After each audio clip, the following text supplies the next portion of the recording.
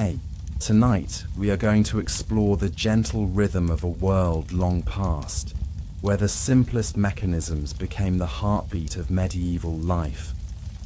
The forgotten noise of medieval bucket chains, a sound that once defined the daily existence of countless souls across Europe and beyond. These ingenious devices, turning steadily through the centuries, drew life-giving water from deep wells and carried precious cargo across castle moats. Their steady creaking and methodical splashing formed a backdrop to the medieval soundscape, now lost to time. Each wooden bucket, worn smooth by the hands of generations, rising and falling in endless cycles, tells a story of human perseverance, innovation, and the quiet dignity found in life's most essential tasks. If you're enjoying this gentle drift through history's quieter corridors, I'd be so grateful if you'd consider subscribing to our channel. Your support helps us continue creating these havens of calm in an often chaotic world. Where are you listening from tonight? I always wonder about the different rooms, different corners of the world, where these words might be landing softly in someone's ears. Now dim your lights, nestle into your most comfortable position, and let the gentle rhythm of history's forgotten sounds carry you toward peaceful slumber. Allow your breathing to slow as we journey together through time, to an age where the simplest mechanisms performed the most essential work. In the small village of Willowbrook, nestled between rolling hills and ancient forests, dawn arrived with a gentle persistence. The early morning light filtered through a thin layer of mist that clung to the meadows surrounding the settlement, casting everything in a soft, dreamlike haze. The villagers of Willowbrook were still asleep, save for one solitary figure making his way toward the central well. Thomas the well-keeper was a man of routine. For 30 years, he had risen before the sun to inspect the village's most precious resource.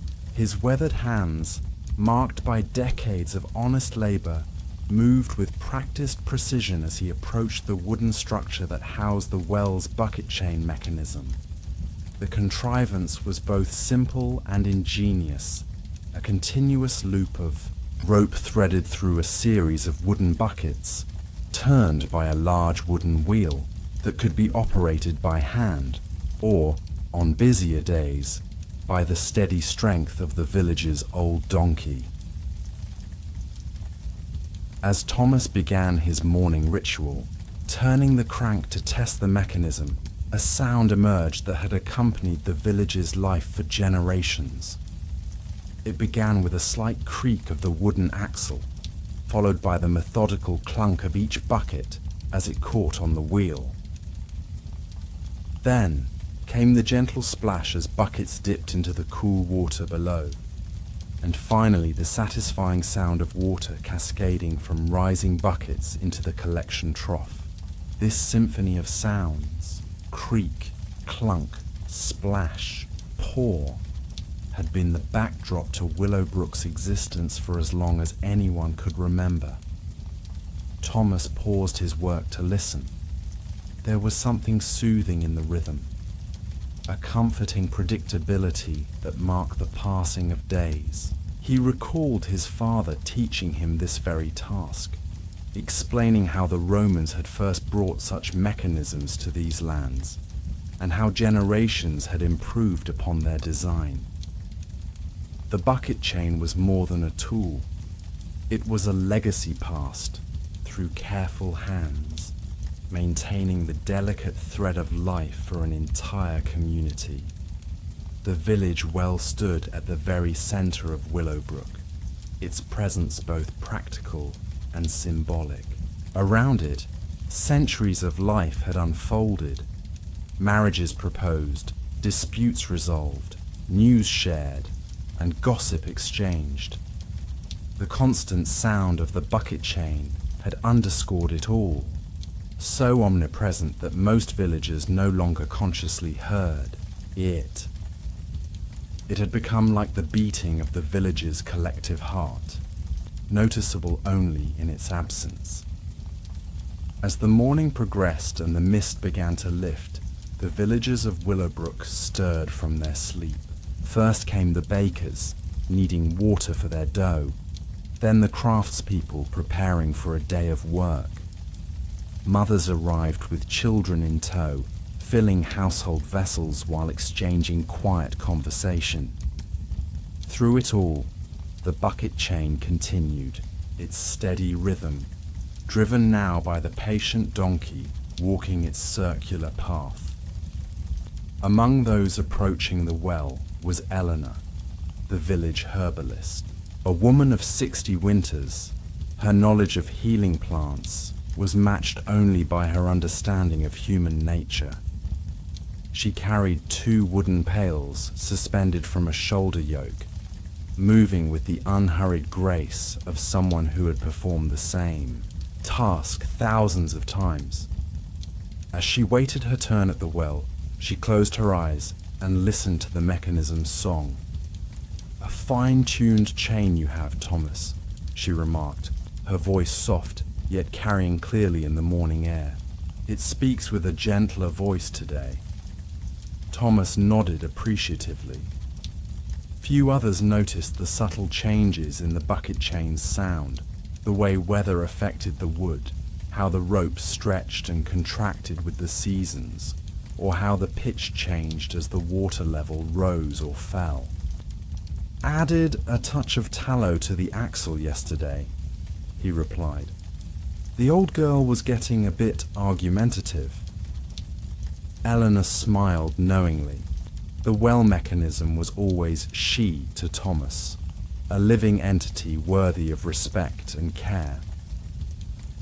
As the herbalist filled her buckets with the cool, clear water, she observed the worn smoothness of the wooden vessels on the chain. Each bucket told its own story, some newer with sharp edges and bright wood, others polished by thousands of trips up and down the well shaft, their surfaces darkened and softened by years of faithful service. In the distance, the village's church bell rang the hour, its resonant tone complementing the rhythmic sounds of the bucket chain. Willowbrook was fully awake now, the day's activities unfolding in their familiar pattern. Children ran laughing between cottages, craftspeople hammered and sawed in their workshops, and the sweet scent of baking bread began to permeate the air. Through it all, the steady creak, clunk, splash, pour of the well continued, marking time as surely as any clock. As midday approached, the well became a gathering place. Farmers returning from the fields stopped to quench their thirst and exchange news of crops and weather. Young women arriving with laundry to wash shared stories and laughter. The bucket chain worked tirelessly, its rhythm quickening and slowing with demand, but never ceasing entirely. Thomas, having completed his morning inspections, sat on a bench beneath an ancient oak that provided welcome shade to the well area. From here, he could monitor the mechanism while enjoying a simple meal of bread and cheese. His eyes, still sharp despite his advancing years, watched for any sign of strain or wear in the beloved contraption. It was during this midday respite that a stranger approached the well. He was clearly a traveller, his clothes dusty from the road and a pack slung across his shoulders. He moved with the cautious curiosity of someone entering unfamiliar territory. Thomas straightened, observing the newcomer with interest. Visitors to Willowbrook were infrequent enough to warrant attention. The stranger stopped a respectful distance from the well, waiting until there was a natural break in the activity before approaching. "May I?" he asked, gesturing toward the water. Thomas nodded. "The well's gift is for all who come in peace," he said, reciting the ancient welcome that had greeted travelers for generations. The stranger cupped his hands beneath the flow from a rising bucket, drinking deeply before, splashing water on his face and neck. His thirst quenched, he turned to Thomas with evident curiosity. "I've traveled much of this country," he said, "but I've rarely seen a bucket chain so well maintained or running so smoothly. In many villages, they've fallen into disrepair or been replaced entirely." Thomas felt a surge of pride at the compliment. "Willowbrook has always understood the value of water and the wisdom of our ancestors," he replied. "This mechanism has served us for more generations than anyone can count. We honor that legacy through care." The traveler introduced himself as Martin, a scholar from the university in the distant city. He explained that he was documenting traditional water-gathering methods throughout the region, concerned that such knowledge was rapidly disappearing. Thomas welcomed the interest, inviting Martin to observe the bucket chain more closely.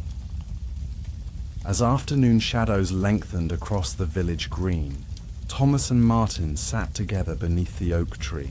The well-keeper shared stories passed down through generations of his family. Tales of drought years when the water level dropped perilously low, of improvements made to the mechanism over centuries, and of the rituals and superstitions that had grown around the well. "Some believe you can hear the future in the sound of the buckets at midnight," Thomas said with a smile that didn't quite dismiss the idea. "Others say a bucket that breaks free and falls back to the water foretells a birth in the village within the month." Martin listened attentively, making occasional notes in a small leather-bound book. "And what of the sound itself?" he asked. "In my travels, I've noticed that each village's well has its own distinctive voice." Thomas nodded thoughtfully. "The voice of Willowbrook's well has been my constant companion for all my days," he replied. "My father taught me to listen closely. The chain speaks differently before rain, groans when the north wind blows, and sings most sweetly in the quiet hours before dawn.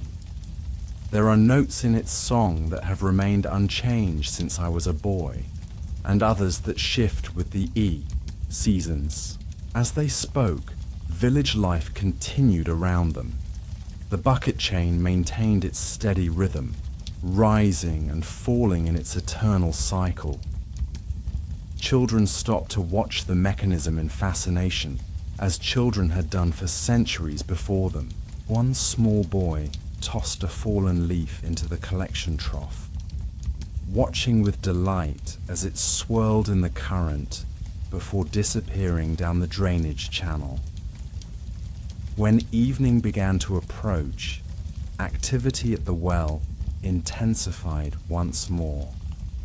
Villagers collected water for cooking and washing, exchanging news of the day as they waited their turn. The donkey was replaced by human power again, neighbors taking turns at the crank. The wooden wheel turned slightly faster now, changing the tenor of the creaking sound and the tempo of the splashing buckets. Thomas rose to supervise this busiest time, making small adjustments to ensure the mechanism ran smoothly. His movements were unhurried, yet precise, each gesture born of decades of experience.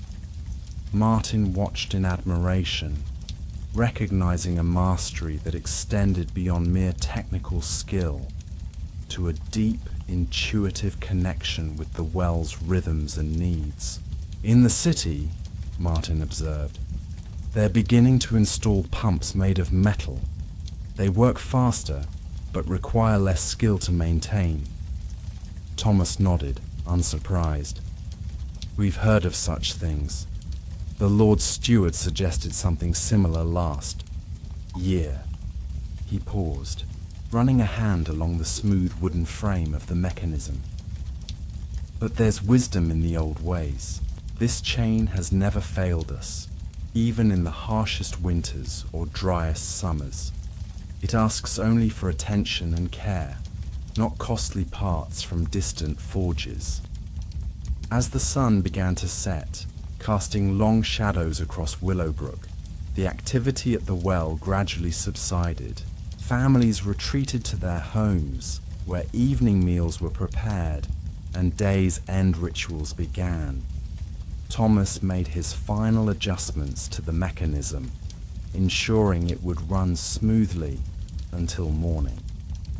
The bucket chain continued its steady rhythm, now slower and more deliberate in the fading light. Martin prepared to seek lodging at the village's small inn, but hesitated. "May I return at dawn?" he asked. "I'd like to document the morning rituals as well," Thomas smiled. "The well will be here," he replied, "as it has been for all our yesterdays and will be for all our tomorrows." As darkness settled over Willowbrook, most villagers slept peacefully in their beds, but the bucket chain's gentle song continued through the night. Thomas, in his small cottage near the well, could hear its familiar rhythm even in his dreams, a constant, reassuring presence that had accompanied every night of his life.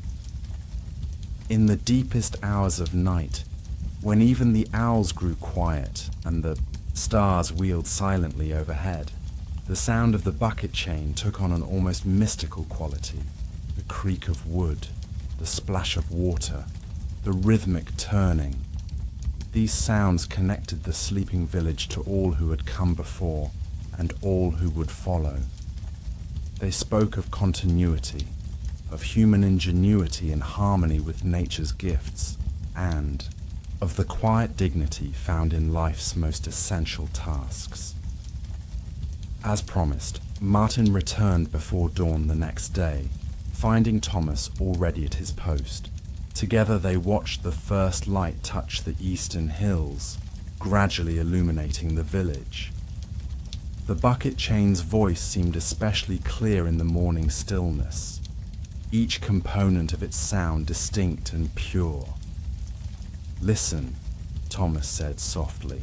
"This is the true voice of Willowbrook, unchanged for centuries while kingdoms rise and fall, borders shift, and rulers come and go. In this sound is our history and our future." For 3 more days, Martin remained in Willowbrook, documenting every aspect of the well and its bucket chain. He sketched the mechanism's components, noted the types of wood used in its construction, and recorded the maintenance rituals Thomas performed. Most importantly, he listened to the mechanical sounds of the chain itself and to the stories that surrounded it. On the morning of his departure, Martin presented Thomas with a gift, a small wooden model of Willowbrook's bucket chain, crafted during evening hours at the inn. Thomas accepted it with visible emotion, recognizing the care that had gone into capturing the proportions and details correctly. "I fear that in my lifetime, many of these traditional mechanisms will disappear," Martin said.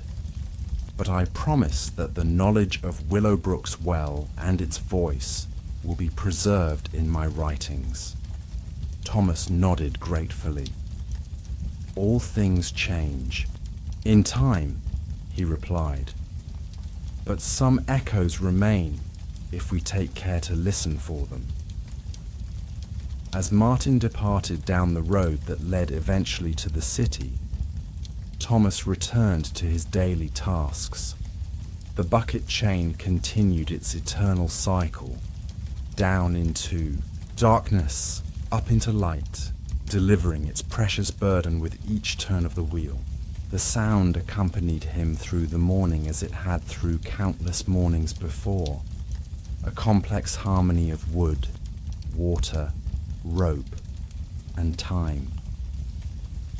As seasons turned and years passed, changes did indeed come to Willowbrook.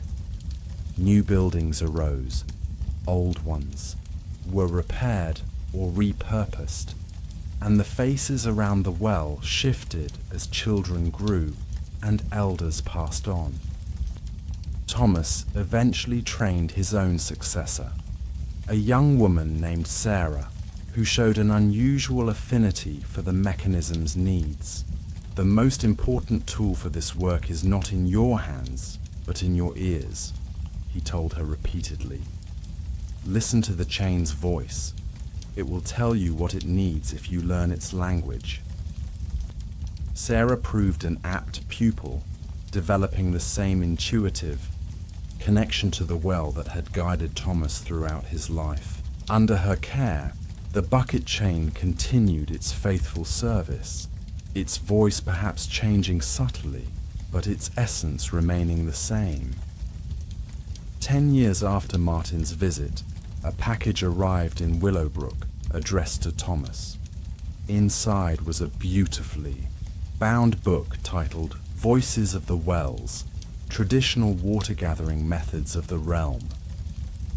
An entire chapter was devoted to Willowbrook's bucket chain, complete with detailed illustrations and descriptions of its unique sound. Thomas read it aloud to Sarah and several elders who gathered to hear this account of their village's treasure. Most precious of all was a note from Martin explaining that he had convinced the university to send students to document traditional mechanisms throughout the land, preserving knowledge that might otherwise be lost. Your well's voice has been heard far beyond Willowbrook, he wrote, and has inspired others to listen more carefully to the echoes of our shared past. Thomas placed the book in the village's small collection of precious texts, ensuring that the knowledge would remain even when memories faded. But the true repository of Willowbrook's heritage continued to stand at the village center, turning steadily through days and seasons. Its voice a constant reminder of all that endured. As years stretched into decades, other villages did indeed replace their bucket chains with newer technologies. Iron pumps, aqueducts, and eventually pipes changed the soundscape of the countryside. But Willowbrook maintained its traditional well, not out of mere stubbornness, but from recognition of something valuable that would be lost in the name of progress. When visitors came, and they came more frequently after the publication of Martin's book, they often expressed surprise at finding a working bucket chain. It's like stepping back in time, they would say, listening to the distinctive rhythm with wonder. The villagers would smile, knowing what the visitors could not, that the sound was not a relic of the past, but a living voice, evolving subtly. With each repair and adjustment, each new bucket added to replace a worn one, each generation's touch leaving its mark on the mechanism's song. In spring, when the water table rose and wildflowers bloomed around the well, the bucket chain seemed to adopt an almost playful cadence. In summer's heat, it worked tirelessly through the longest days, its rhythm steady and reassuring. Autumn brought a certain mellowness to its tone as the wood contracted slightly with cooling temperatures. And in winter, when frost rimmed the collection trough and breath clouded in the air, the mechanism spoke with a crisp clarity that carried across the silent, snow-covered village. Children growing up in Willowbrook learned to tell time by the well's changing rhythms throughout the day. They knew without looking when it was mid-morning by the quickened pace as households gathered water for cooking. They recognized the afternoon lull when the chain turned more slowly, and the evening surge when activity increased once more. The sound became so internalized that villagers who traveled often reported difficulty sleeping without the distant creak-splash paw that had accompanied their dreams since infancy. On special occasions, weddings, harvests, solstice celebrations, the area around the well became the natural gathering place for the community. Lanterns hung from the oak tree illuminated festivities that often continued late into the night.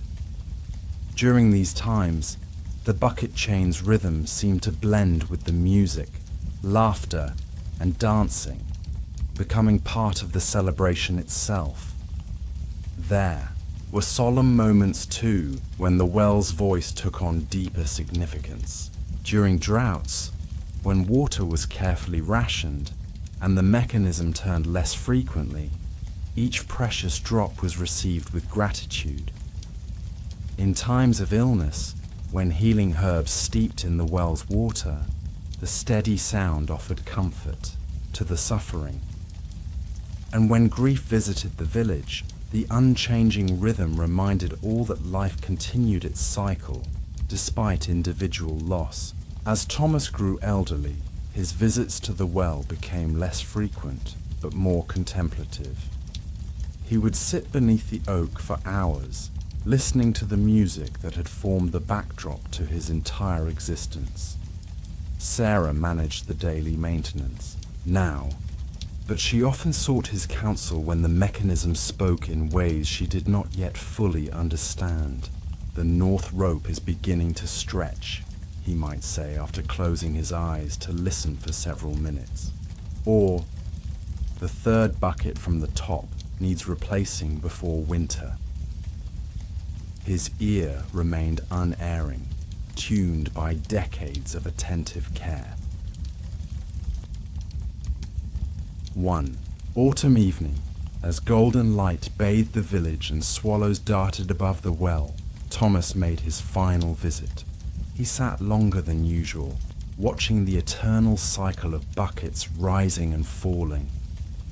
Those who passed by later recalled that he seemed unusually at peace, nodding in time with the mechanism's rhythm, as if conducting a familiar and beloved symphony. When dawn broke the following day, the village awakened to find Thomas had passed peacefully in the night. By common consent, the bucket chain was briefly stilled for the first time in living memory, as his body was carried past the well to its final resting place. The silence felt unnatural, a palpable absence that underscored the loss. But as the simple funeral concluded and the first stars appeared overhead, Sarah returned to the well and set the mechanism in motion once more. The familiar sound resumed. Creak, clunk, splash, pour. A little hesitant at first, as if the well too were mourning, but gradually finding its steady rhythm again. Many villagers lingered that evening, drawing comfort from the continuity represented by that unchanging voice echoing through their collective memory. Thomas always said the well would outlast us all, one elder remarked quietly. Its song will continue long after our own voices are silent, and so it did. Years turned to decades, and decades to centuries.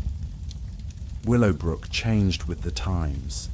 New buildings rose, roads were improved, and innovations gradually found their way into daily life.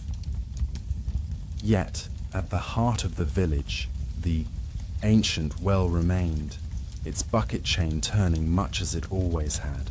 The mechanism itself was renewed piece by piece over generations. A new rope here, a replacement bucket there, fresh bearings for the wheel, yet its essential design and voice remained remarkably consistent. Like the philosophical question of whether a ship replaced plank by plank remains the same vessel, The well's identity persisted through gradual renewal, carrying the echoes of countless hands that had maintained it through the centuries. Eventually, the practical necessity of the well diminished as modern water systems reached even remote villages. But Willowbrook's bucket chain was never abandoned. Instead, it gained new significance as a living monument to the community's heritage. The position of well keeper continued to be passed down, a stewardship of something recognized as irreplaceable. Scholars and historians occasionally visited, marveling at the mechanism's longevity and the unbroken line of caretakers maintaining ancient knowledge. One such researcher, examining parish records, discovered with delight that the university students Martin had inspired centuries earlier had indeed documented dozens of similar mechanisms throughout the region, most long gone, but preserved in detailed drawings and descriptions. "Your well may be the last of its kind still in daily operation," she told the current keeper with evident excitement. "Its voice is truly a living echo from medieval times." The keeper, a direct descendant of Sarah as it happened, nodded thoughtfully. "We've never seen it as a museum piece," she replied. "It's simply our well, doing what it was made to do. The sound is as much a part of Willowbrook as the church bells or the wind in the oaks." And in that continuity lay the true marvel. Not that an ancient technology had been preserved intact, but that it remained integrated into the life of a community. Children still paused to watch the buckets rise and fall. Elders still gathered in the well's shade on summer afternoons. The sound still marked the rhythm of days and seasons for all who dwelled within its reach. In the modern world's cacophony of mechanical and electronic noise, the voice of Willowbrook's bucket chain offered something increasingly rare, a direct sensory connection to the past, not as a recording or simulation, but as the authentic, living sound that had accompanied countless human lives through the turning centuries. The creak of wood against wood, the splash of water, the methodical turning of the wheel, these simple elements combined into something greater than their parts. In their rhythm was the patience of generations, the wisdom of working with natural materials and forces rather than against them, and the quiet dignity of tasks performed with care and attention. Those who stopped to truly listen often found themselves slipping into a meditative state, their breathing unconsciously synchronizing with the well's rhythm. Time seemed to expand in these moments, the artificial divisions of hours and minutes giving way to a more organic sense of duration, measured by cycles rather than linear progression. Perhaps this was why the sound had always been associated with dreams in village folklore. It existed at the threshold between conscious thought and deeper awareness, between the practical necessities of daily life and the mythic undercurrents that sustained a community's identity across generations. As night fell over Willowbrook, as it had for countless nights before, the bucket chain continued its eternal cycle. Stars appeared one by one in the darkening sky, their ancient light reaching down to touch the equally ancient mechanism. The last villagers collected their evening water and returned to their homes, leaving the well to its nocturnal soliloquy. In cottages throughout the village, people drifted towards sleep, accompanied by the distant, familiar sound. Children who would one day become caretakers themselves were soothed by the same rhythm that had comforted their ancestors. Dreams unfolded, in which the well's voice transformed into flowing streams, gentle rain, or the steady heartbeat of the land itself.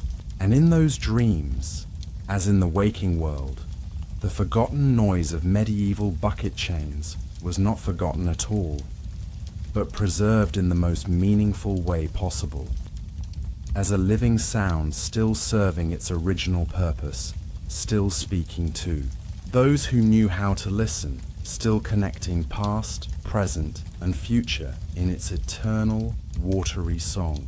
As this chapter closes its eyes, another tale begins to stir in the mists of time.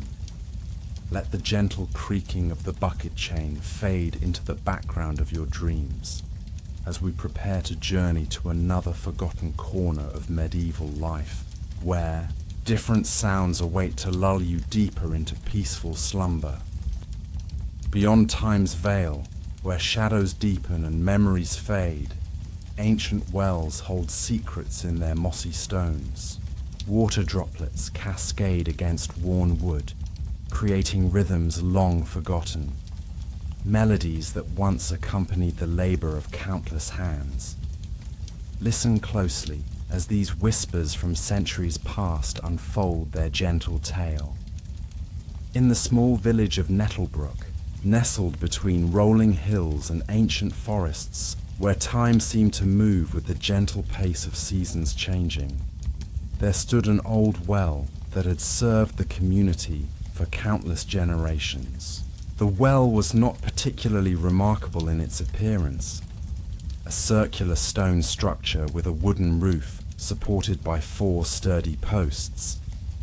But what made it special was the sound it produced when the bucket chain was in motion, a sound that had been a constant companion to the villagers since the days of their great-great-grandparents. A melodic creaking that had become so familiar that its absence would have been more noticeable than its presence. It was the early autumn of 1342, when the leaves had just begun their transformation from vibrant green to warm hues of gold and amber. The morning mist clung to the fields surrounding Nettlebrook, creating a dreamlike canopy that softened the outlines of cottages and barns. Villagers moved unhurriedly through their daily routines, their footsteps muffled by the dewy grass. The air carried the sweet scent of ripening apples and the earthy aroma of freshly turned soil from the nearby fields. Thomas, the well-keeper, was a man in his 60th winter, with hands weathered by decades of tending to the village's primary water source. His face, lined with wrinkles that mapped his life's journey, bore the serene expression of someone who had found contentment in simple, meaningful work. Each morning, before most villagers had risen from their beds, Thomas would make his way to the well, check the integrity of the bucket chain, and draw the first water of the day, a ritual he had performed for over 40 years. The bucket chain itself was a marvel of medieval engineering, crafted by master carpenter Willem, who had lived in the village 3 generations past. Willem had designed a system of interlocking wooden buckets attached to a continuous rope that looped around a large wheel. When the wheel turned, the buckets would dip into the water below, fill, and then rise up to be emptied into a waiting vessel. The system required regular maintenance, oiling the wheel's axle, replacing frayed rope sections, and occasionally crafting new buckets. But it served the village reliably year after year. What made the bucket chain truly special, however, was not its functionality, but the symphony of sounds it created. There was the deep, resonant groan of the wooden wheel as it turned on its axis, the gentle splashing of water as buckets dipped into the well, the rhythmic creaking of rope against wood, and the soft clattering of buckets as they made their ascent. Together, these sounds created a melodic cadence that had been the backdrop to countless conversations, celebrations, and quiet moments of reflection. On this particular autumn morning, Thomas noticed something different about the sounds. The wheel's groan seemed slightly higher in pitch, the ropes creaking more pronounced. To most ears, the change would have been imperceptible, but Thomas had spent a lifetime listening to this melody. He knew immediately that the main axle was beginning to wear thin after decades of faithful service. Thomas ran his fingers along the wooden axle, feeling the subtle irregularities that confirmed his suspicions. The oak that Willem had selected all those years ago had finally begun to yield to time's gentle persistence. It would need to be replaced before the winter set in, lest the entire mechanism fail during the cold months when water was most precious. As the sun rose higher, casting golden light through the lingering mist, villagers began to gather at the well with their buckets and jars. Among them was Eliza, a young woman of 20 summers who had recently taken an interest in the well's operation. Unlike most of her peers who saw the well as merely a source of water, Eliza was fascinated by the mechanics of the bucket chain and the sounds it produced. "Good morning, Thomas," she greeted, her voice as clear as the water drawn from the depths below. "The chain sounds different today. Is something amiss?" Thomas smiled, pleased that someone else had noticed the subtle change. "Your ears serve you well, Eliza. The main axle is wearing thin. It will need replacement before the first frost." Eliza's eyes brightened with curiosity. "Will you craft the new axle yourself?" Thomas shook his head slowly. "Such work requires the hands of a skilled carpenter. I shall speak with Edwin when he returns from the market town." Edwin was the village carpenter, a man of 40 years with a reputation for meticulous work. He had learned his craft from his father, who had learned from his father before him, a lineage of woodworkers that stretched back to Willem himself. Edwin was currently away, having travelled to the larger market town 3 days' journey east to procure special tools and materials not available in Nettlebrook. As Thomas and Eliza spoke, other villagers came and went, drawing water for their daily needs. Some lingered to exchange news or share a brief conversation, while others hurried away to continue their morning chores. Through it all, the bucket chain continued its rhythmic dance, the wooden buckets rising and falling in a pattern unchanged. For centuries, an elderly woman named Agnes approached, leaning heavily on a gnarled walking stick. Agnes was the village's keeper of stories, a living repository of Nettlebrook's history.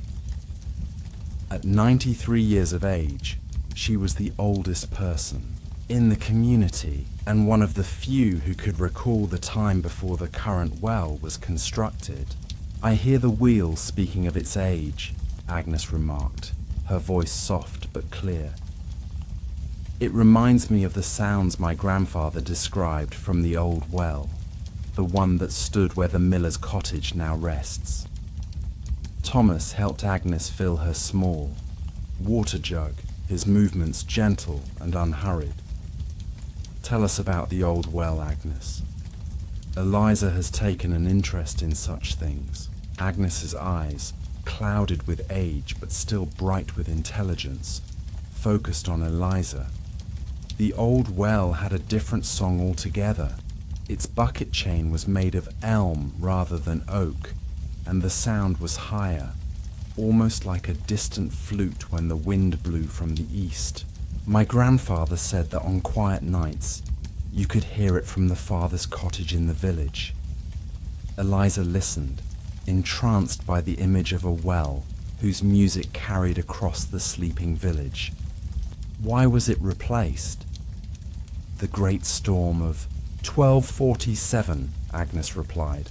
"Lightning struck a nearby oak, which fell and damaged the well beyond repair.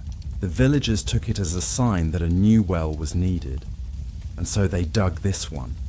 deeper and wider than the last. As Agnes spoke, Thomas continued his duties, checking each bucket as it rose from the depths, ensuring none had developed leaks or cracks.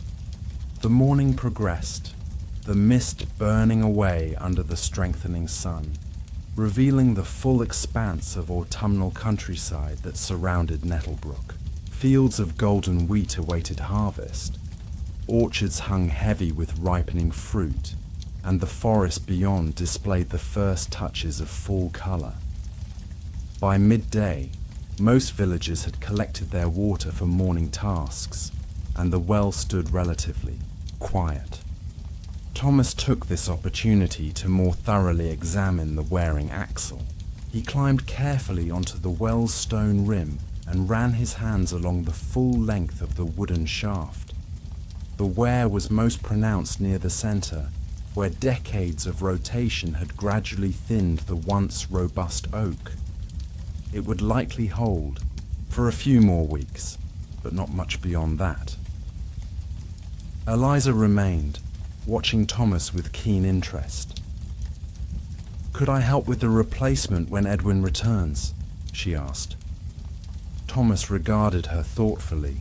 It was unusual for a young woman to show such interest in the mechanical workings of the well, but Thomas had never been one to adhere strictly to convention.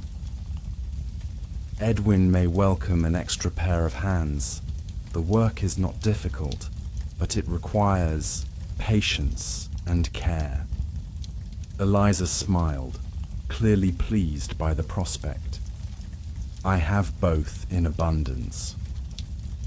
As the sun reached its zenith, Thomas took his midday meal, a simple repast of bread, cheese, and dried apple slices, sitting on a wooden bench placed near the well specifically for his use. The gentle creaking of the bucket chain provided a soothing backdrop to his quiet reflection.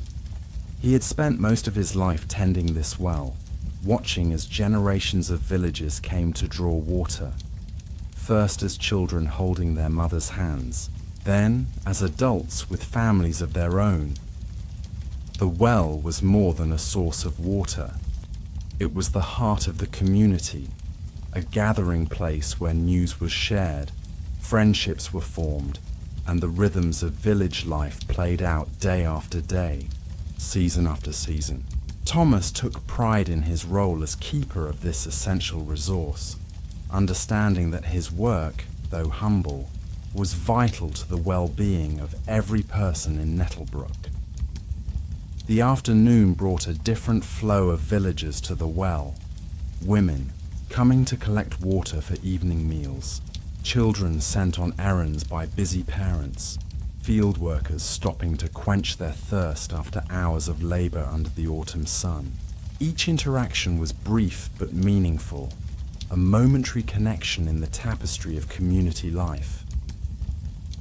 As the day began to wane, casting long shadows across the village green, Thomas noticed a group of merchants approaching from the eastern road. They were not from Nettlebrook, but rather travelers passing through on their way to larger towns. Such visitors were not uncommon, as the village lay along a minor trade route that connected several market towns. The merchants, 5 in number, led pack mules laden with goods. They appeared weary from their journey, their clothes dusty from the road. Their leader, a tall man with a neatly trimmed beard, approached Thomas with a respectful nod. "Good day, well-keeper. Might we draw water for ourselves and our beasts? We have travelled far since dawn." Thomas gestured welcomingly toward the well. "The water is freely given to all who come in peace. Draw what you need." The merchants expressed their gratitude and set about watering their mules and filling their own water skins. As they worked the bucket chain, one of the younger merchants paused, listening to the sounds with evident curiosity. "This mechanism is different from others I have seen," he remarked. "The sound it makes, it's almost musical." Thomas nodded, pleased by the observation.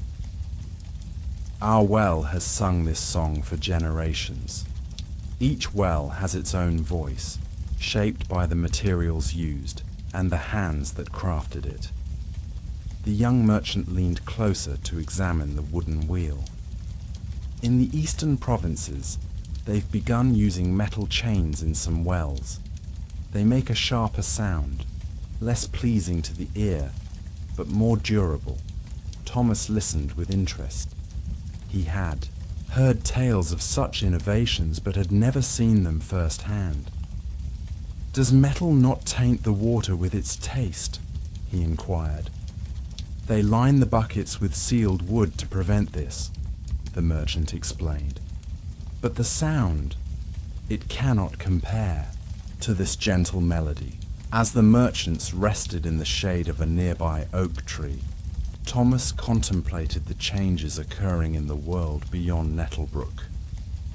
Metal bucket chains were but one example of the innovations that were gradually transforming daily life throughout the kingdom.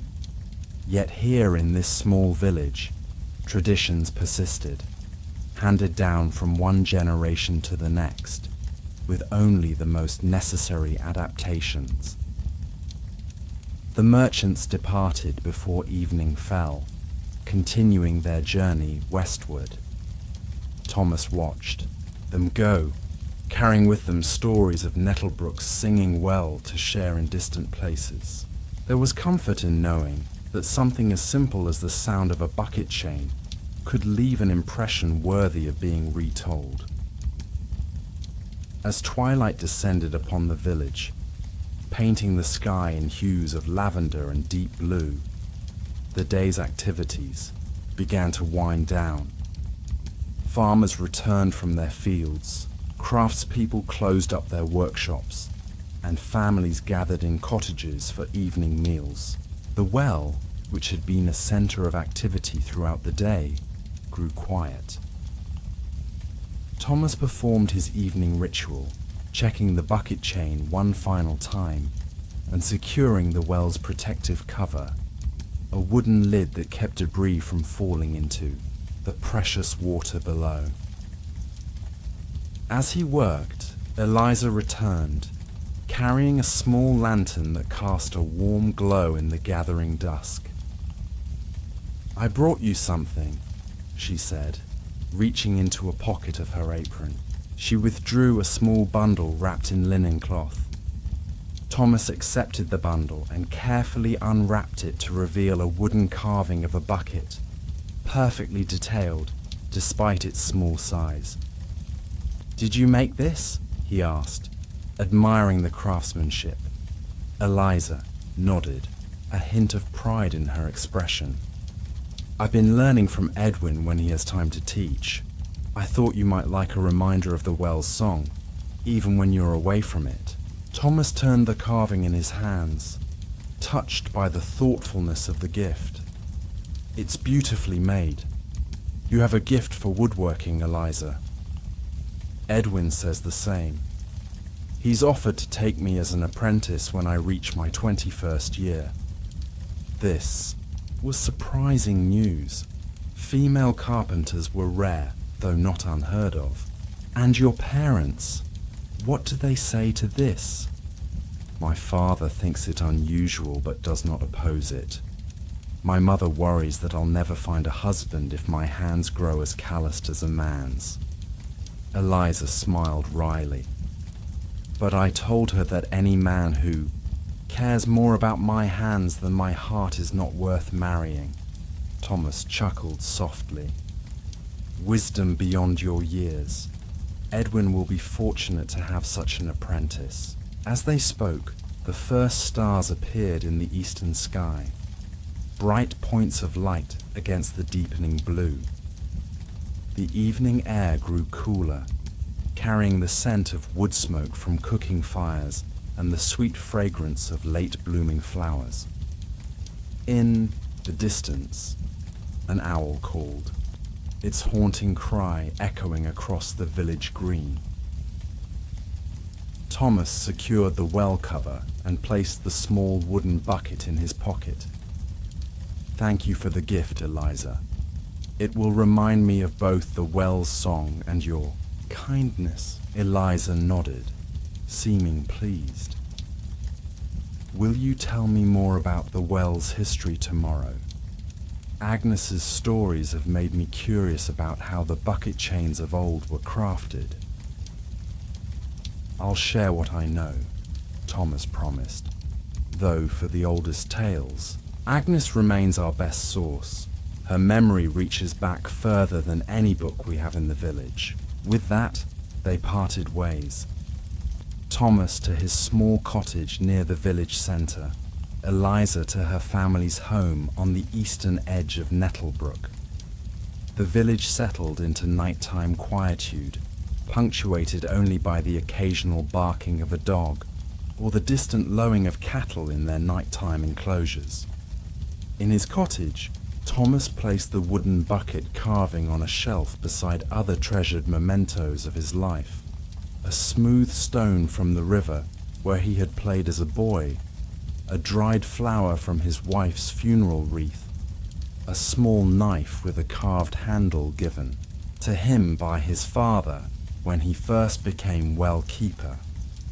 Each object told a story, preserved a memory, connected him to the flow of time that had carried him from childhood to old age. As he prepared for sleep, Thomas could hear, in his mind's ear, the familiar creaking of the bucket chain. The sound had been his constant companion for decades, as familiar and necessary as his own heartbeat. Even in its approaching end, the old axle sang its song, reminding him that all things, even the most reliable, eventually yield to time's passage. The following morning dawned clear and bright, with a crispness to the air that spoke of advancing autumn. Thomas rose before the sun, as was his habit, and made his way to the well through streets still shrouded in pre-dawn darkness. A few early risers, bakers preparing their ovens, farmers heading to distant fields, nodded greetings as they passed, their breaths forming small clouds in the cool air. Upon reaching the well, Thomas removed the protective cover and performed his morning inspection. The axle had not deteriorated further overnight, but its wearing was now unmistakable. He decided to send word to Edwin through a merchant traveling east later that day, urging the carpenter to return as soon as his business in the market town was concluded. As Thomas worked the bucket chain, drawing water for his own use, he paid special attention to its sounds. If this axle was to be replaced, the current symphony might soon be altered.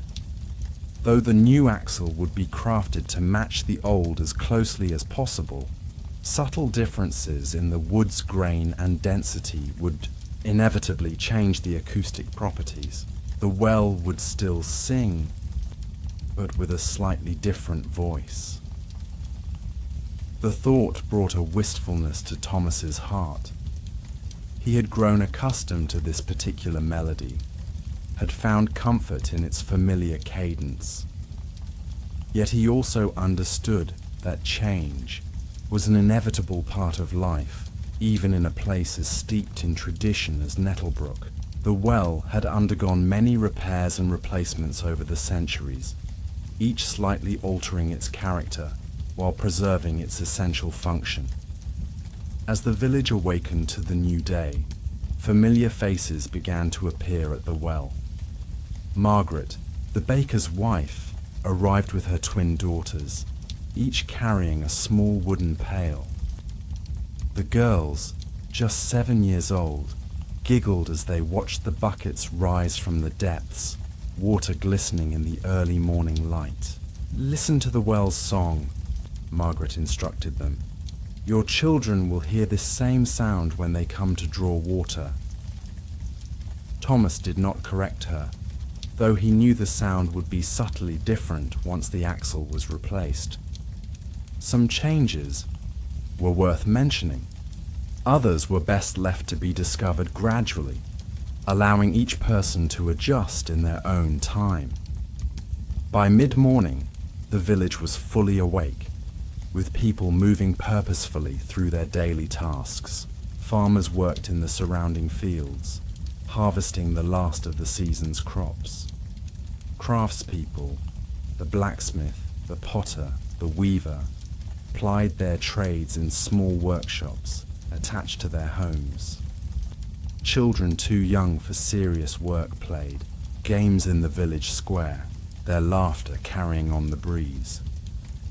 Eliza appeared at the well just before midday, carrying a basket covered with a cloth. "I've brought food to share," she announced, revealing freshly baked bread, cheese, and early autumn apples. "My mother thought you might appreciate a proper meal, given how many hours you spend here."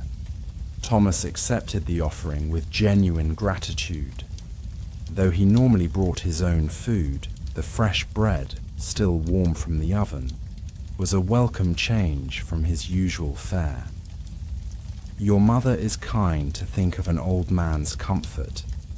Please convey my thanks when you return home." They shared the meal sitting on Thomas's bench, watching as villagers came and went. The bucket chain continued its steady rhythm, drawing water for those who needed it. Between bites of bread and cheese, Thomas shared stories of the well's history as he had promised. "The first bucket chains were far simpler than what we use now," he explained. "Single buckets lowered by rope with no mechanical advantage. It was Willem who designed our current system, inspired by devices he had seen during his travels as a young man." Eliza listened attentively, occasionally asking questions that revealed her genuine interest in the technical aspects of the well's operation. "How long does a typical axle last before needing replacement?" "This one has served for nearly 40 years, Thomas replied. "An exceptional lifespan. Most need replacement after 25 or 30 years. The type of wood used makes a significant difference, as does the quality of the craftsmanship." Their conversation was interrupted by the arrival of the village reeve, Gilbert, an official responsible for overseeing common lands and settling minor disputes among villagers. Gilbert was a heavy-set man with a perpetually serious expression that belied his generally fair and reasonable nature. "Thomas, good day to you," he greeted formally. "I've received word that Edwin will return within 3 days.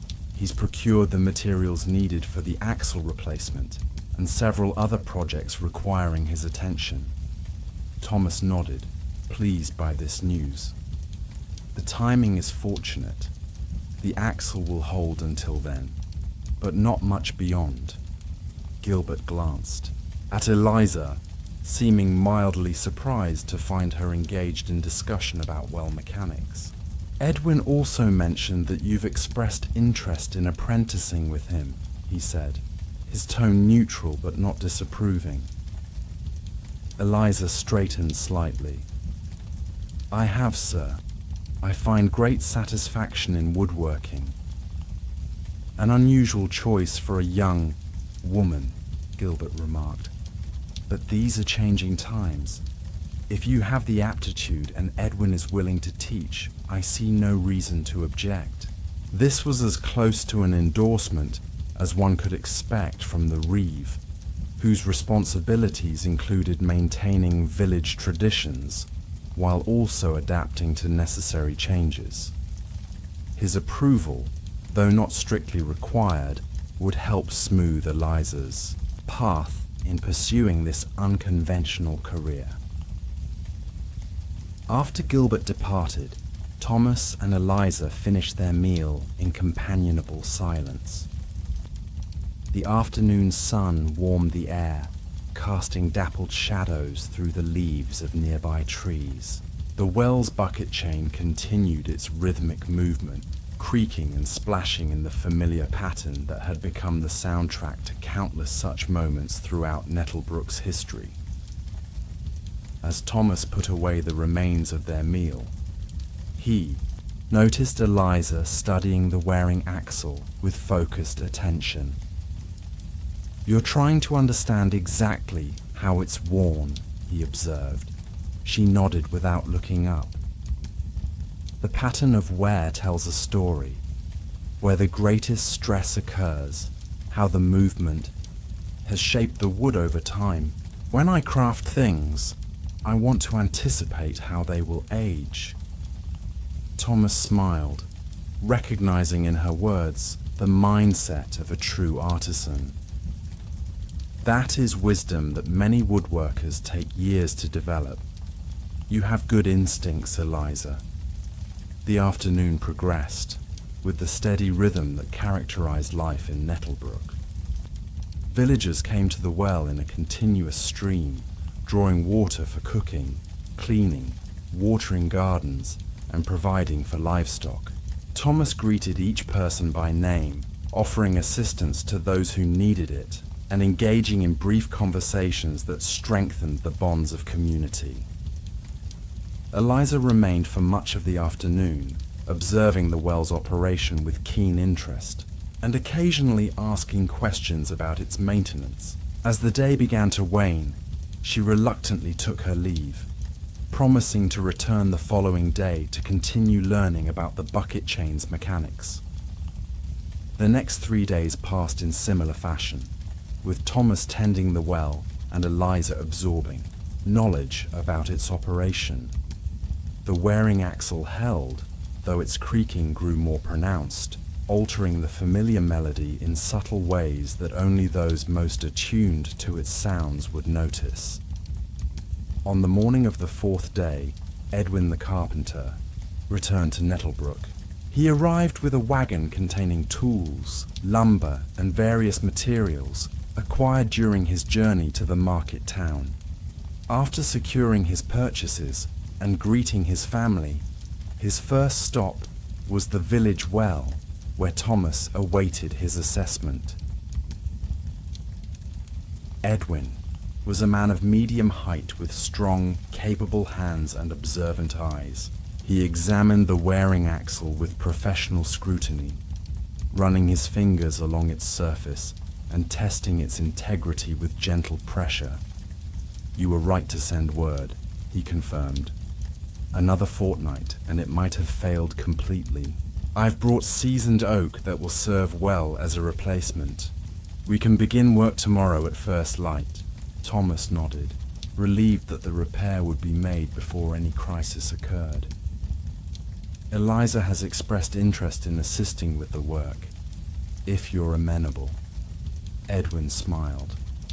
"I'd welcome her help. She has promising skills and an eye for detail. Speaking truthfully, I've been considering her request for apprenticeship with increasing favor." Word of the impending well repair spread quickly through the village. Such work was not merely a practical necessity, but also an event of community significance. The well's continuous operation was vital to daily life, and any modification to its mechanics was a matter of general interest.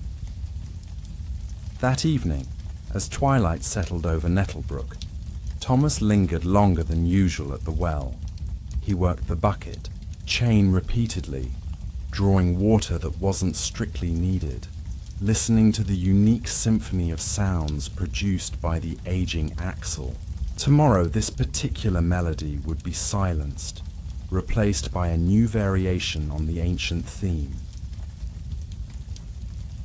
As darkness fell completely, Thomas finally secured the well cover and made his way home.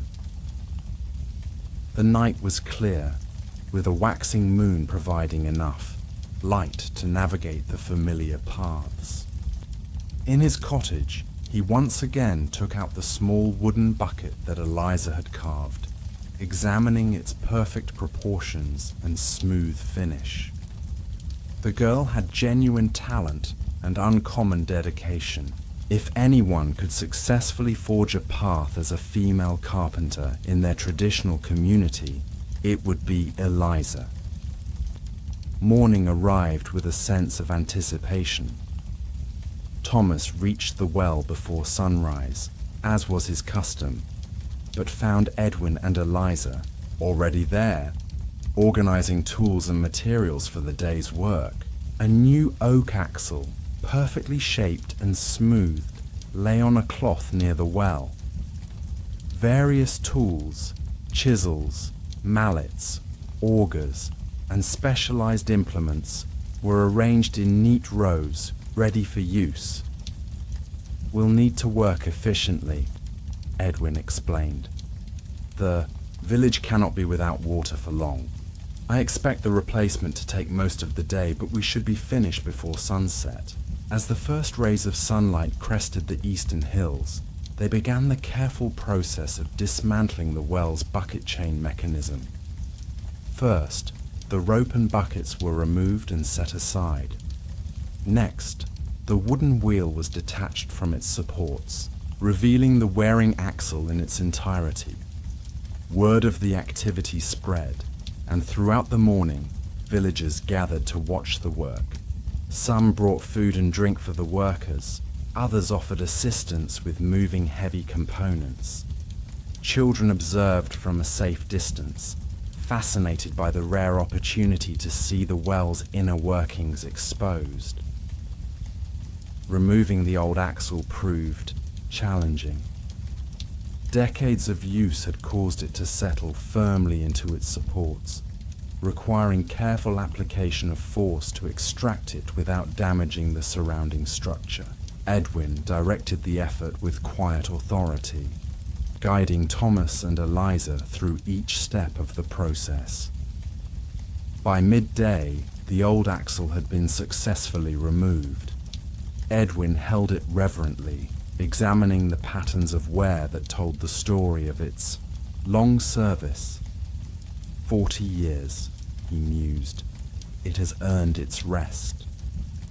Thomas suggested that the old axle not be discarded, but rather preserved in some way to honor its service to the community. Edwin agreed, proposing that sections could be cut and given to families as keepsakes. The central portion, which bore the most pronounced wear patterns, would be kept in the village meeting hall as a historical artifact. Installing the new axle required precision and patience. It needed to fit perfectly into the supports while allowing for smooth rotation. Edwin, Thomas, and Eliza worked together, making minute adjustments until the alignment was exact. Throughout the afternoon, they reassembled the mechanism piece by piece. First the axle, then the wheel, and finally the rope and buckets. As the sun began its descent toward the western horizon, the reconstructed bucket chain was ready for testing. A crowd had gathered in anticipation of this moment. Edwin nodded to Eliza, granting her the honor of operating the mechanism for its first cycle. With careful movements, Eliza turned the wheel, setting the bucket chain in motion. The assembled villagers fell silent, listening intently to the sounds produced by the new axle. The creaking was different, slightly higher in pitch, smoother in rhythm. It was still recognizably the voice of Nettlebrook's well, but with subtle variations that marked the beginning of a new chapter in its history. Water rose from the depths, clear and cold, filling the first bucket and spilling into the waiting trough. A spontaneous cheer arose from the gathered villagers, celebrating the successful repair and the continued flow of this essential resource. Thomas felt a complex mixture of emotions: satisfaction at the completion of necessary work, nostalgia for the familiar sounds that had now changed, and pride in the community's ability to maintain this vital infrastructure across generations. He watched as Eliza continued to operate the wheel, her face alight with accomplishment and wonder. In Naim, the days that followed, villagers gradually adjusted to the new sounds of the bucket chain. Some claimed they couldn't hear any difference. Others insisted the change was significant. Young children, hearing the well for the first time, would know only this version of its song, just as Thomas had known only the voice of the previous, Axel, throughout his adult life.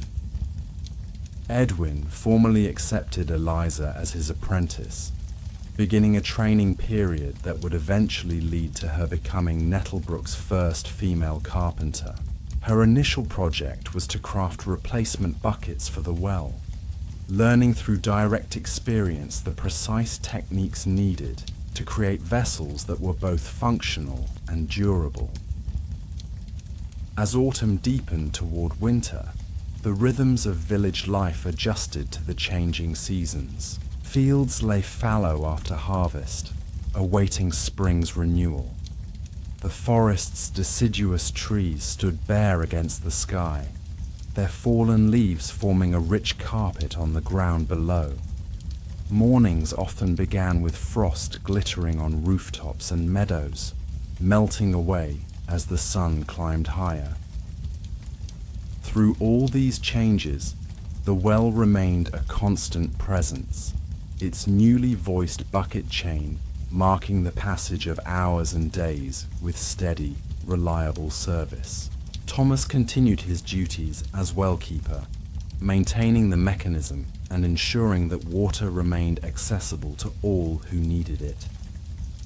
On a particularly cold morning in early winter, when the first light snowflakes were drifting from a steel grey sky, Thomas arrived at the well to find Agnes waiting for him.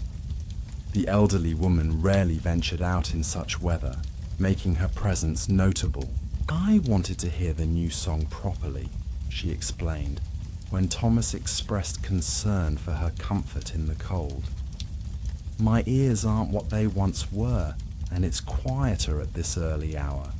Thomas removed the well cover and operated the bucket chain, drawing water slowly so that each sound could be clearly heard. Agnes closed her eyes, listening with intense concentration to the creaking of the new axle, the splash of water, the rhythmic movement of buckets. After several minutes she nodded, seemingly satisfied. Different, yet the same in essence. Like the village itself, changing with each generation while maintaining its true nature. Thomas helped Agnes fill her small water jug and insisted on escorting her back to her cottage before resuming his regular duties. As they walked slowly through the gently falling snow, Agnes shared memories of wells long gone, not just the one that had preceded the current well in Nettlebrook, but others she had encountered during her long life. Each had its own voice, she recalled. Some sang high and clear like young maidens, others rumbled deep like old men telling tales by the fire, but all spoke of the same thing, life's continuity, our dependence on water and on one another. Her words stayed with Thomas throughout the day, resonating with his own understanding of the well's significance. The bucket chain was more than a mechanical device. It was a link between past and future, a physical embodiment of the community's endurance through time. As winter settled fully upon Nettlebrook, bringing shorter days and longer nights, the well remained the village's steadfast companion. Its newly voiced song became familiar, then beloved, then simply part of the background tapestry of daily life, just as its predecessor had been. Eliza continued her apprenticeship, dividing her time between regular carpentry projects and her special focus on well maintenance. She crafted improved buckets with innovative seals that reduced leakage, and developed a new method of treating the rope to increase its resistance to rot and wear. Thomas, watching her progress with quiet pride, began to consider the possibility that she might eventually succeed him as well-keeper. The role had traditionally passed from father to son, or from master to apprentice, but there was no reason it could not go to a skilled carpenter who happened to be female. The village was changing, just as the well song had changed, gradually, almost imperceptibly, but undeniably. On Midwinter's Eve, the darkest night of the year, the villagers of Nettlebrook gathered for their annual celebration of light's eventual return. Candles illuminated every window, bonfires burned in the village square, and a feast was shared among all households. At the height of the festivities, Gilbert the Reeve called for silence and raised a cup of water drawn from the well. "To the source that sustains us," he proclaimed. "To the hands that tend it, to the craft that maintains it, and to the community that cherishes it." All present drank to the toast, acknowledging in this simple ritual the central importance of the well to their collective life. Thomas, standing at the edge of the gathering, felt a deep satisfaction. The well would continue to serve long after he was gone, its bucket chain creaking out melodies for generations yet unborn. As the night deepened and stars appeared in the clear winter sky, conversations quieted to whispers, then faded into comfortable silence. In that hush, if one listened carefully, the sound of the well's bucket chain could be heard in the distance, a steady, rhythmic creaking that spoke of constancy amid change, of traditions honored yet renewed, of a community's resilience through the flowing currents of time. Another chapter fades like mist over ancient stones, whispers subsiding as we prepare to journey onward, as the echoes of wooden gears and cascading water recede into memory's depths. Let your mind wander toward new horizons where another tale stirs beneath the surface, ready to emerge like a precious artifact from time's gentle burial. In the hallowed silence of stone cloisters, wooden wheels turn with the patience of centuries. Water rises from unseen depths, carried upward by faithful wooden vessels, marking time with their methodical symphony, a forgotten music that once lulled monks to peaceful contemplation and humble gratitude. The monastery of St. Martin's stood nestled in a valley that seemed touched by divine hands, surrounded by gently rolling hills covered in heather and wildthyme. Its weathered stone walls had witnessed 7 centuries of prayers, work, and the steady rhythm of daily life. The year was 1392, and while the world beyond its walls churned, with political intrigue and the distant echoes of conflict, within the monastery grounds time moved at its own deliberate pace, marked not by the clash of swords or proclamations of kings, but by the gentle turning of wooden wheels and the soothing cadence of bucket chains. Brother Thomas, whose hands bore the marks of 40 years of dedicated service, walked the familiar path toward the central well as the first light of dawn transformed the eastern sky from black to deepest blue. His sandaled feet made no sound on the worn stone path, polished smooth by generations of brothers who had walked before him. The morning air carried a gentle chill that would soon give way to the warmth of late spring, and dew glistened on the herbs growing in neat rows within the garden walls. The well stood in the center of the main courtyard, a circular stone structure, crowned with an elaborate wooden mechanism that rose toward the heavens like a humble offering. The main wheel, crafted from ancient oak and nearly twice the height of a man, dominated the structure. Around it wound the chain of buckets, each carved from a single piece of wood, sealed with beeswax and pine resin to prevent leaking. This mechanism, this marvel of medieval engineering, had been the heart of monastery life since before Brother Thomas had taken his vows as a young man with coal-black hair, rather than the silver white that now crowned his head. As he approached the well, Brother Thomas heard its voice before he saw it in operation, the distinctive sound that had become as familiar to him as the chanting of prayers. First came the gentle groan of the main axle, as Brother Jerome, already at his morning duties, turned the crank handle. Then followed the rhythmic creaking of the wheel itself, a low, musical moan as ancient wood flexed under tension. The bucket chain began its ascent from the cool darkness below, each wooden vessel emerging with a soft plunk as it broke the water's surface. Water sloshed gently within each bucket, creating a liquid percussion that accompanied the wooden symphony.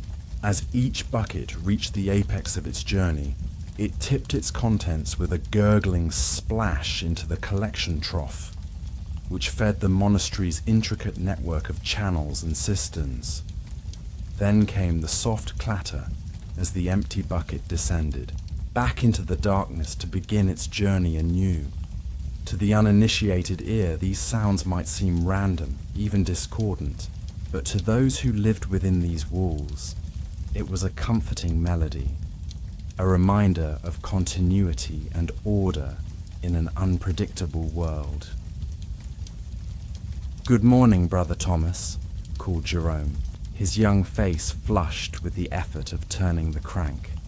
At 24 years of age, Jerome possessed the strength needed for this daily labor, though the older monk noted with quiet satisfaction that the young man's breathing was slightly labored. The work required not just strength, but endurance, a lesson many young brothers learned in their first weeks of service. "God's blessings upon you this morning, Brother Jerome," Thomas replied, his voice as weathered and gentle as the rest of him. He stopped to observe the operation of the wheel, his keen eyes scanning the mechanism for any signs of wear or distress. The bucket chain had been his responsibility for 23 years now, and he knew every creak, every groan, every subtle change in pitch that might indicate a problem requiring attention. The design of St. Martin's well was particularly ingenious. Unlike simpler wells that required water to be drawn one bucket at a time, their system employed a continuous chain of 28 buckets attached to a loop of heavy rope reinforced with iron links. As the wheel turned, buckets descended empty into the well, filled naturally as they dipped into the underground spring, and ascended full. Near the top, each bucket encountered a carefully positioned wooden cam that tipped it precisely over the collection trough before sending it back down for refilling. This morning, Brother Thomas noticed a slightly sharper creak as the 7th bucket rounded the top of the wheel. Moving closer, he observed the bucket's mounting brackets with practiced eyes. "We'll need to apply more goose fat to those brackets before Vespers," he murmured, more to himself than to Jerome. "The wood is beginning to dry out." Brother Jerome nodded, not breaking his rhythm. The young man had been assigned to well duty only 3 months prior, but he was learning quickly. "I've noticed the sound changing over the past 2 days," he said, between controlled breaths. Though I wasn't certain if it warranted attention, Thomas smiled gently. "Everything warrants attention," he said, "especially the smallest changes. That is how we prevent the greater problems." He ran his hand lightly over the great wheel's edge as it turned, feeling the grain of the wood beneath his fingertips, with the same reverence another might reserve for holy relics. This wheel was crafted by Brother Michael in the time of Abbot William, nearly 70 years ago. If we listen closely to its needs and tend them promptly, it may serve 70 more. The monastery was awakening around them. From the chapel came the distant sounds of the morning office as brothers gathered to sing prime, the first prayers of the day. Birds added their voices from the surrounding trees, while from the direction of the kitchens came the muted clatter of preparation for the morning meal. Yet beneath all these familiar sounds, the rhythm of the bucket chain provided a continuous foundation. Water rising from darkness into light, falling into the trough. The empty vessels returning to be filled. Once more, rising, falling, filling, emptying. An unending cycle that mirrored the monastic hours themselves. Brother Thomas left Jerome to his work and continued toward the herbal gardens, where he would spend the morning tending to the medicinal plants that were another of his responsibilities. As he walked, the sound of the bucket chain gradually receded, but never quite disappeared. Even at the furthest corners of the monastery grounds, one could hear it faintly, a reassuring reminder that the life-giving water continued to flow, that the heart of their community continued to beat. The monastery's bucket chain was far from the only such mechanism in medieval Europe. Indeed, such devices represented one of the period's most significant yet underappreciated technological achievements. From the great urban wells of Paris and London to the smallest village water sources, variations of the bucket chain enabled communities to access clean water with an efficiency impossible through simpler means. In mining operations throughout the continent, more robust versions drained water from deep shafts, allowing access to previously unreachable mineral deposits. On large agricultural estates, similar mechanisms irrigated fields during dry periods, increasing crop yields and providing security against famine. By midday, the monastery hummed with activity. Brothers moved between buildings, each attending to their assigned duties with quiet focus. The shadows had shortened with the sun's climb toward its zenith, and the air had warmed considerably. Brother Thomas had completed his work in the herb garden and now sat on a stone bench beneath the shade of an ancient elm tree, his fingers working methodically on the task before him.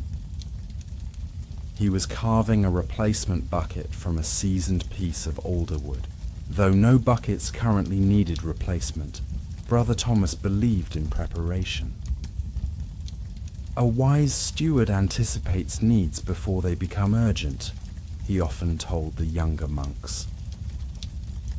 The wood had been carefully selected from a log harvested 3 winters ago, properly seasoned to prevent splitting or warping. Under his skilled hands, the inner hollow gradually took shape, his specialized adze removing precise slivers with each careful stroke. Brother Ambrose, the monastery's chorister, paused on his way to the refectory. "Another bucket, Thomas.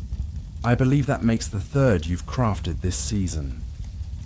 Thomas looked up with a smile that crinkled the corners of his eyes.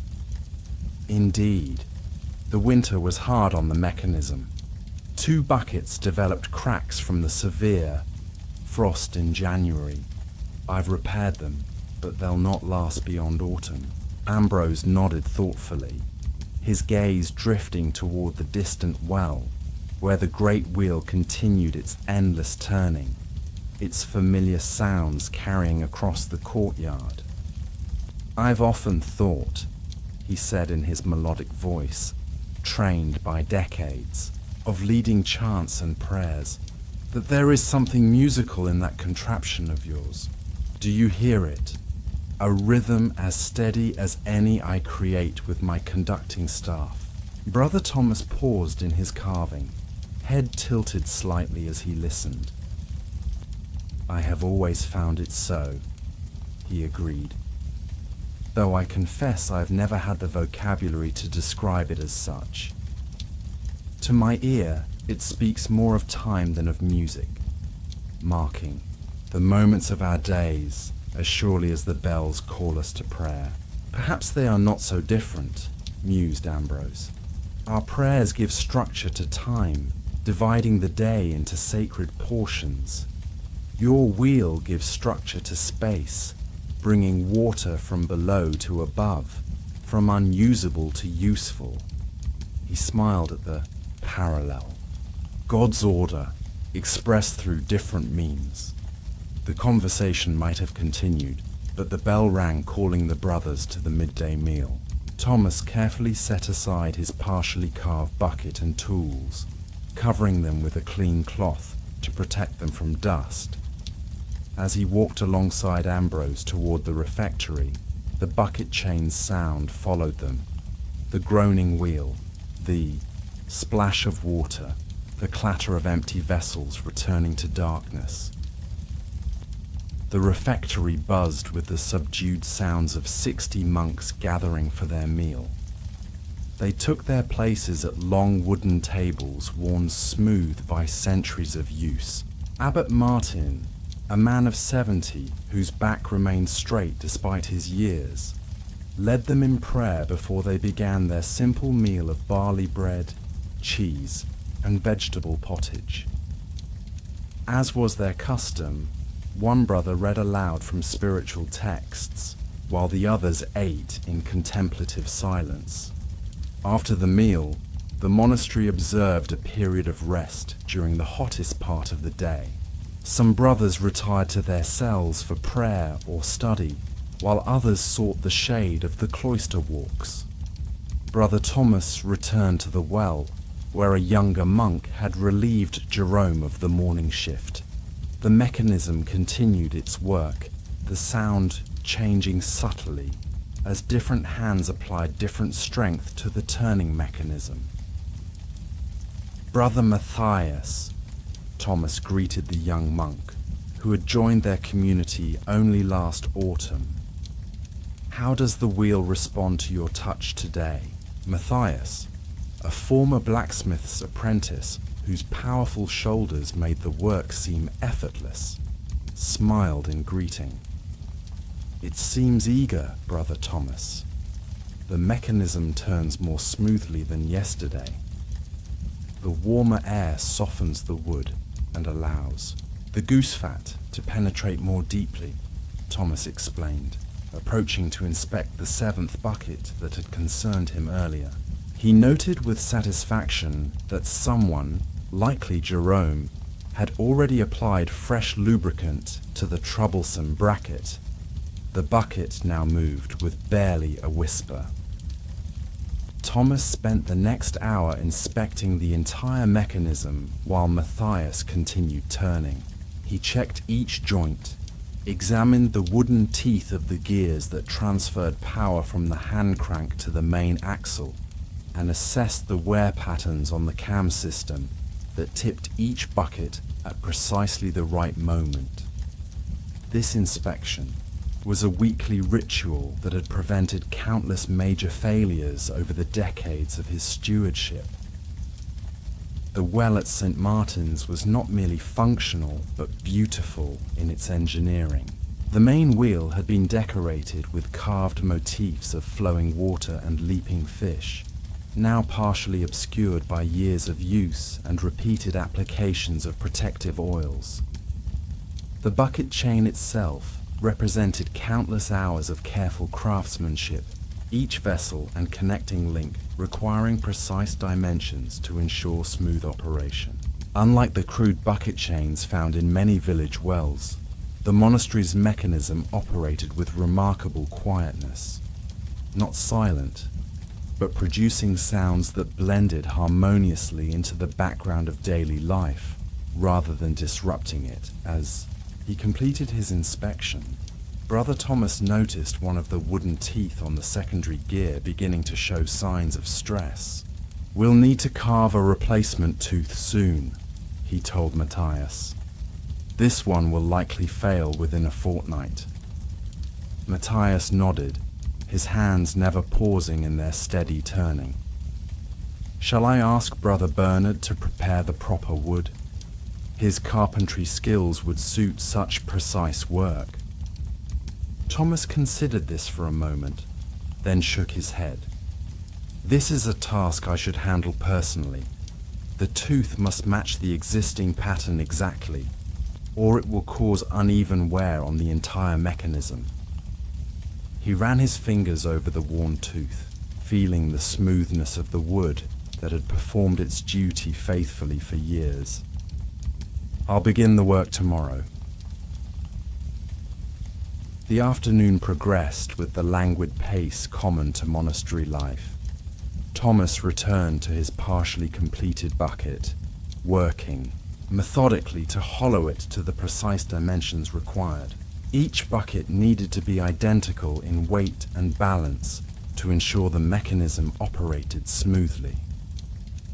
Too heavy, and the wheel would require excessive force to turn.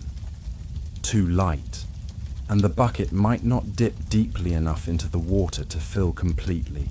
As he worked, the distant sound of the bucket chain provided a soothing backdrop to his thoughts. He reflected on the many years he had served as keeper of the well, how the responsibility had passed to him from Brother Daniel, who had in turn received it from Brother Michael, the very craftsman who had designed the current mechanism.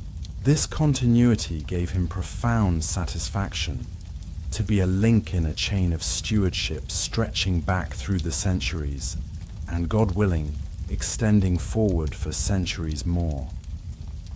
By late afternoon, the shadows had lengthened once again, and a gentle breeze stirred the leaves of the elm tree above Thomas. He had nearly completed the bucket, needing only to smooth the inner surface and apply the first coating of sealant. Looking up, he noticed Brother Jerome approaching once more, this time carrying a bundle wrapped in clean linen. "Brother Thomas," Jerome called as he drew near. "Abbot Martin asked me to bring you these." He unwrapped the bundle to reveal several pieces of brass, fittings salvaged from a damaged chandelier that had recently been replaced in the chapel. Thomas accepted the metal pieces with reverent hands. Brass was precious, not easily acquired by a community dedicated to simplicity and prayer. "What does the abbot suggest I use these for?" he asked, though he already had several ideas forming in his mind. He mentioned that the pivot points on the main axle might benefit from more durable reinforcement, Jerome replied. "He recalls you mentioning increased wear on the eastern bearing last month." Thomas nodded slowly, turning the brass pieces over in his weathered hands. "Indeed, with these, I could fashion bushings that would outlast any wooden bearings, no matter how well crafted." He looked up at Jerome with eyes bright with anticipation. "Would you be interested in learning how to work such fittings? It's a skill worth passing on." Jerome's face lit with genuine enthusiasm. "I would be honored, Brother Thomas." "Then we shall begin tomorrow after the morning office," Thomas decided. "For now, These will need to be cleaned and measured. As the sun began its descent toward the horizon, the bell rang, calling the brothers to vespers. Thomas carefully stored his work and tools before joining the procession toward the chapel. Inside, the space was transformed by the golden light of evening filtering through the small, high windows. The brothers took their places in the wooden choir stalls, and soon the ancient words of the evening prayers filled the air. Yet even here, if one listened carefully during the brief silences between psalms, the distant rhythm of the bucket chain could be heard. Nature and human ingenuity, working together in continuous harmony, providing for the community's most basic needs, while the community attended to its spiritual nourishment. After Vespers came the evening meal, simpler than the midday repast. Brother Thomas ate slowly, savoring the simple flavors of the food and the companionable silence of his brothers. His mind wandered to the projects awaiting him in the coming days, the brass bushings, the replacement gear tooth, the final preparation of the new bucket. Each task represented not merely maintenance of a mechanical device, but continuation of a tradition, preservation of knowledge passed down through generations of careful stewards. As darkness fell completely, the monastery prepared for the night. Oil lamps were lit in the corridors, casting warm pools of light amid the lengthening shadows. The last prayers of the day were sung, voices rising and falling in ancient patterns that had remained unchanged for centuries. And still, through it all, the bucket chain continued its work, its sounds altered slightly by the acoustics of night, but no less rhythmic, no less reassuring. Brother Paul, whose responsibility included the night watch, would oversee the well mechanism until dawn, ensuring that the cisterns remained filled for the coming day's needs. Thomas passed him on the way to his cell, exchanging a quiet blessing and a few words about the condition of the mechanism. "Listen for any change in the 7th bucket," Thomas advised. "I believe the repair will hold, but notify me if the sound alters." Paul nodded solemnly, understanding the importance of such vigilance. "Rest well, Brother Thomas. Your care of our water is a blessing to us all." In his small cell, Thomas prepared for sleep. The space was simple: a narrow bed, a small table, holding a prayer book and a single candle, a wooden crucifix on the wall, and a small window that now showed only darkness and the distant pinpricks of stars. As he knelt for his final private prayers of the day, the sound of the bucket chain reached him even here, muffled by distance and walls, but still discernible. Rising, blowing out his candle, and settling onto his bed, Brother Thomas listened to that distant rhythm. In the darkness, with visual distractions removed, the sound seemed to expand, taking on additional layers of complexity. He could distinguish the main wheels turning, the secondary gears' engagement, the splash of each bucket emptying, and the soft clatter of the empty vessels returning to the well's depths. This symphony of wood, water, and human innovation had been the soundtrack to his life for 4 decades. It had been the last sound he heard before sleeping, and the first to greet him upon waking. In its constant rhythm, he found a manifestation of divine order, a physical expression of the same principles that guided the monastic hours, the changing seasons, the movement of stars across the night sky. Regularity, reliability, service without complaint or interruption. As sleep began to claim him, Brother Thomas reflected that the bucket chain embodied many of the virtues that brothers sought to cultivate within themselves: persistence, reliability, utility without ornamentation, service without recognition. The mechanism did not draw attention to itself. Indeed, most who benefited from its labor rarely thought about it at all. Yet without it, the community's life would be immeasurably more difficult. In the days that followed, Thomas began training Jerome in the skills needed for proper stewardship of the well mechanism. They worked together fashioning the brass bushings, carving the replacement gear tooth, and installing both with meticulous care. Jerome proved an apt pupil, his hands quickly learning the necessary delicacy for such work, despite their youthful strength. The secret, Thomas explained as they fitted the new gear tooth into position, is to understand that you are not merely maintaining a machine. You are preserving a tradition, honoring the craft of those who came before, and ensuring its continuation for those who will follow. He guided Jerome's hands as they secured the new component with wooden pegs and carefully shaped wedges. Feel how the tooth meshes with its neighbors.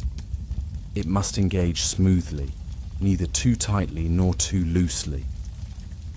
Jerome nodded, his brow furrowed in concentration. It feels almost alive beneath my hands, he admitted with some wonder, as though it has its own will, its own rightness that I must discover rather than impose. Thomas smiled, pleased by the insight. That is precisely it. The wood tells us what it needs, if we have but the patience to listen. In the weeks that followed, spring gave way to the fullness of summer. The monastery gardens flourished under careful tending, and the orchards began to show the first promises of autumn's bounty. Through heat waves and sudden summer storms, through feast days and ordinary time, the bucket chain continued its steady rhythm, bringing water from darkness into light, from depth to surface, from unusable to useful. Brother Thomas continued to train Jerome in all aspects of the mechanism's care. They replaced worn rope sections, resealed buckets whose waterproofing had begun to fail, and adjusted the cam system to compensate for the subtle changes in the wood as humidity levels fluctuated with the season. Each task offered opportunities for teaching not just practical skills but the philosophy that underpinned them. Notice how the entire system must remain in balance, Thomas explained one particularly hot afternoon as they adjusted the counterweight that helped equalize the effort needed to turn the crank. Too heavy, and the descent becomes dangerous, risking damage to the buckets as they hit the water. Too light, and the ascent requires excessive labor. He guided Jerome through the careful calculations, not written in numbers but expressed through experience and careful observation. Just so with our spiritual lives, we seek the perfect balance between effort and surrender, between discipline and grace. On the feast day of Saint Benedict, as summer approached its zenith, Abbot Martin made an announcement that sent a quiet ripple through the community. 3 brothers would be departing in a fortnight to establish a daughter house in a valley some 20 miles distant. Among them would be Brother Jerome. Thomas received this news with mixed feelings. Pride that his young apprentice had been selected for such an important mission, concern about the continuation of his training, and a personal sadness at losing daily contact with a young man who'd become dear to him. He sought out Jerome after the announcement and found him in the cloister garden, seemingly lost in thought. "You've been given a great honor," Thomas said by way of greeting. Jerome looked up, his expression complex. "I feel unprepared," he admitted, "especially for the well stewardship. I've learned much from you, Brother Thomas, but there is so much more to master." Thomas settled beside him on the stone bench. "The new foundation will likely begin with a simpler mechanism than ours," he said thoughtfully. "Perhaps a traditional winch and single bucket until a proper system can be constructed." He was quiet for a moment, then added, "With the abbot's permission, I could design a suitable bucket chain for your new home, one that you could help construct once you're established." Jerome's eyes brightened at this. "Would you? And perhaps you might visit once it's time to build it." "If God and the abbot will it," Thomas agreed with a smile. "But in the meantime, we have much to cover in the days remaining to us." He rose, gesturing for Jerome to follow. "Come, I think it's time I showed you how to draft the plans for a complete mechanism. If you are to oversee construction at the new foundation, you'll need to understand not just maintenance, but design principles as well." In the scriptorium, Thomas retrieved several pieces of carefully preserved parchment from a cedar chest. Spreading them on a table near the window to capture the afternoon light, he revealed detailed technical drawings of the monastery's bucket chain. The drawings showed not just the overall structure, but precise representations of each component, with annotations in a neat hand that Jerome recognized as Brother Michael's, the original designer who had died long before Jerome had been born. "These are the original plans," Thomas explained, his voice dropping to a reverent hush. "Brother Michael spent 3 years perfecting the design before construction began. Note how he calculated the optimal bucket size, the precise spacing of the chain, the gear ratios needed to minimize the effort of turning." Jerome bent over the drawings, his expression one of awe at both the technical achievement they represented and the connection they provided to a brother long departed. "It's beautiful," he murmured, tracing the lines with a careful finger. "Not just functional, but harmonious." "Indeed," Thomas agreed. "Brother Michael often said that true utility cannot exist without beauty, nor true beauty without utility. Our Lord made the world with both attributes inseparable." They spent the remaining days of Jerome's time at St. Martin's in intensive study. Thomas shared all the knowledge he had accumulated over his decades of service, the small adjustments needed as seasons changed, the warning signs of potential failures, the recipes for the various sealants and lubricants essential to the mechanism's operation. Jerome absorbed it all with the eager attention of one who recognized the value of such practical wisdom. On Jerome's final evening at the monastery, after compline prayers had been sung and most brothers had retired to their cells, Thomas led him to the well one last time. The night was clear, with a nearly full moon casting silver light over the courtyard. The bucket chain continued its work, its familiar sounds taking on an almost magical quality in the moonlight and silence. "Listen," Thomas said softly, gesturing toward the mechanism. "Really listen, as though hearing it for the first time." Jerome closed his eyes, focusing his entire attention on the sounds. The main wheel's deep groan as it turned, the secondary gear's higher-pitched engagement, the splash of water into the collection trough, the soft clatter of empty buckets returning to darkness, the occasional drip of water from the overflow channel, each sound distinct yet part of a greater whole. It's like... He hesitated, searching for words, like a conversation between all the elements, wood and water, rope and metal, darkness and light. Thomas nodded, pleased. And when you establish your new well at the daughter house, its voice will be similar but unique, a new conversation with its own character. Listen for it, learn from it. Let it teach you as ours has taught generations of brothers here. They stood in companionable silence for several minutes, listening to the mechanism's steady rhythm. Finally, Thomas spoke again. I have something for you.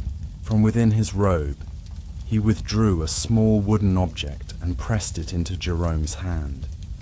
It was a miniature bucket, perfectly carved and sealed, small enough to fit in a palm, yet detailed enough to show every feature of the full-sized versions.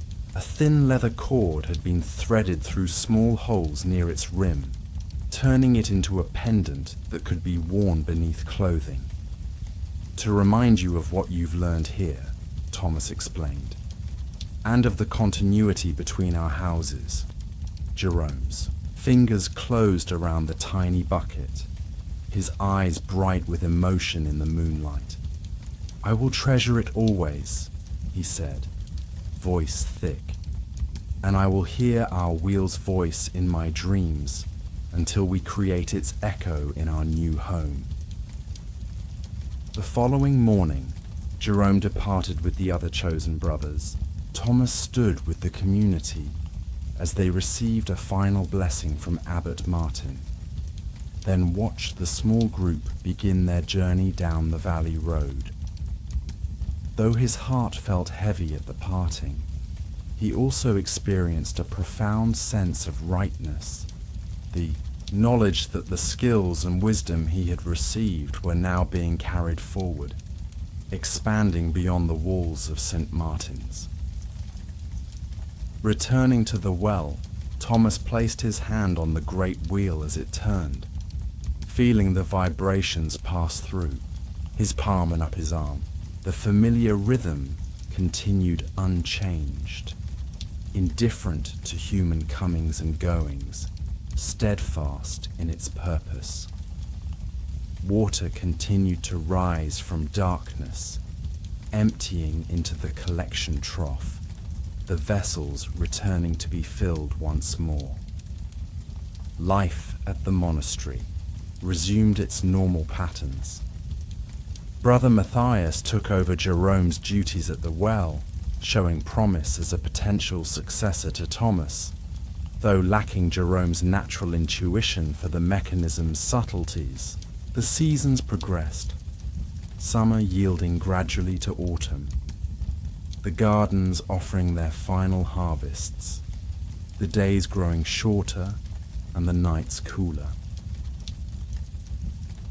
One crisp October morning, as Thomas inspected the bucket chain's operation, a brother he didn't immediately recognize approached the well. The man was dusty from travel, his robe bearing the marks of a long journey. "Brother Thomas?" the traveler inquired, his voice hesitant. Thomas straightened from his inspection. "I am he," he confirmed. "I bring greetings from Brother Jerome at St. Anne's," the traveler said, referring to the newly established daughter house by the name it had been given. "And this?" He extended a small wooden box, simply made but carefully finished. Thomas accepted, the box with careful hands, noting its weight and solid construction. Opening it revealed a small scroll and an object wrapped in soft linen. He unrolled the scroll first, recognizing Jerome's careful script. "To my teacher and friend, Brother Thomas. We have dug our well and found good water 20 feet down. Construction of our bucket chain will begin after the winter. This is our first bucket, carved as you taught me. May it serve as a connection between our houses until you can visit and hear the voice of our wheel for yourself." With gratitude and prayers, Jerome Thomas unwrapped the linen package to reveal a perfectly crafted miniature bucket, similar in size to the one he had given Jerome, but with subtle differences that made it uniquely a product of the new foundation. He turned it in his hands, noting the slight variations in carving style, the different wood grain, the particular pattern of the sealing material. "Our first bucket chain will not be as grand as yours," the messenger added, gesturing towards St. Martin's impressive mechanism. "But Brother Jerome insists it will grow more sophisticated with time, as your own did over generations." Thomas nodded, still holding the miniature bucket. "Please tell him this is beautifully made, and that I look forward to seeing the completed mechanism when God wills it." He tucked the small bucket into his robe. "And tell him to listen carefully to its voice when it begins to sing. Each one has its own melody." After the messenger had been shown to the guest house to rest before his return journey, Thomas resumed his inspection of the well mechanism. The familiar sounds surrounded him: the turning wheel, the splashing water, the rhythm that had accompanied his days for decades. But now, knowing that this tradition would continue beyond these walls, beyond his own stewardship, the sounds seemed even richer, even more meaningful. He placed his hand once more upon the great wheel, feeling its steady movement, its unwavering purpose. Like the monastic life itself, like the prayers that had been spoken in this valley for centuries, the bucket chain embodied continuity amidst change, stability amidst the flow of time, rising and falling, emptying and filling, darkness and light, depth and surface, eternal cycles made manifest through human craft and divine inspiration. And though few beyond these walls would ever appreciate the quiet symphony of medieval bucket chains, their forgotten music had shaped communities, sustained life, and connected generations through the shared rhythms of necessity and ingenuity. In their steady cadence could be heard the heartbeat of an age, patient, resourceful, and attuned to the subtle harmonies between human need and natural provision. As this melody of wood and water fades into memory's gentle embrace, let us drift toward another forgotten sound, another tale waiting to be remembered in the hushed corners of history's dream. Beneath the turning seasons, wooden buckets rise and fall in eternal rhythm, their creaking music a forgotten melody of medieval life. Through frost and bloom, drought and harvest, the waters whisper stories of those who once drew life from ancient wells. The castle rose upon the sloping hill, its stones the color of wheat and honey, touched by the golden light of an autumn morning. Below its towers sprawled the village, a collection of timber-framed dwellings with thatched roofs, catching the sun like crowns of gold. Between the two worlds, one of nobility, one of simple folk, ran a network of life-giving waters, tamed by human hands through ingenious mechanisms largely forgotten by the modern world. In the central courtyard of the castle stood an ancient well, its stone rim worn smooth by centuries of hands and ropes. Above it towered a wooden structure, carefully maintained, yet bearing the marks of countless seasons. This was the great bucket chain of Castle Meadowvale, a marvel of medieval engineering that had faithfully served its inhabitants since the time of the first lord who raised these walls nearly 3 centuries past. Master Aldwin, the castle's well-keeper, approached with unhurried steps as the first light of dawn crept across the flagstones. His weathered hands, strong despite his 62 winters, reached for the crank handle of the great wheel. The mechanism consisted of a continuous belt of wooden buckets attached to a loop of heavy chain, designed to dip into the deep waters below, fill, and rise again to pour their contents into the waiting aqueduct that fed the castle's kitchens, gardens, and bathing chambers. With practiced motion, Master Aldwin began to turn the wheel. The first sounds emerged: a soft creak of the axle, followed by the deeper groan of the wooden frame adjusting to the movement. Then came the distinctive sound that had accompanied every morning of castle life for generations: the rhythmic clink, clank of the chain links catching on the gear teeth, a methodical percussion that announced the day's first water drawing to all within hearing distance. The autumn air carried this sound differently than the humid days of summer or the crisp clarity of winter. Today, with leaves beginning their slow descent from the courtyard's single oak tree, the notes hung in the air with a particular resonance, mingling with the morning mist that would soon burn away under the strengthening sun.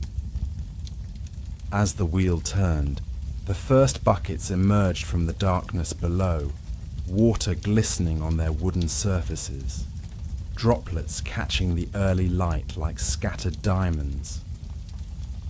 Each bucket was hewn from oak and bound with iron, crafted by the cooper's skilled hands, and designed to last for years of daily use. Many bore the marks of repair, a replaced slat here, a mended binding there, each telling the story of careful maintenance that kept this vital system functioning. The water rose, and reaching the apex of its journey, tipped gently into the stone channel that would guide it where it was needed. The sound of water meeting stone added another layer to the morning's symphony, a gentle splashing that spoke of abundance and life in a world where water access determined survival. From his position at the wheel, Master Aldwin could see across the courtyard to where the first of the kitchen staff emerged from the great hall, carrying empty vessels to be filled for the day's cooking and cleaning.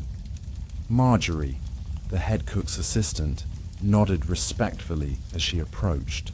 At 45, she had heard this same morning ritual for more than 30 years, having come to the castle as a scullery maid when barely into her womanhood. "Morning brings good water, Master Aldwin," she said, the traditional greeting exchanged between those who managed the castle's lifeblood.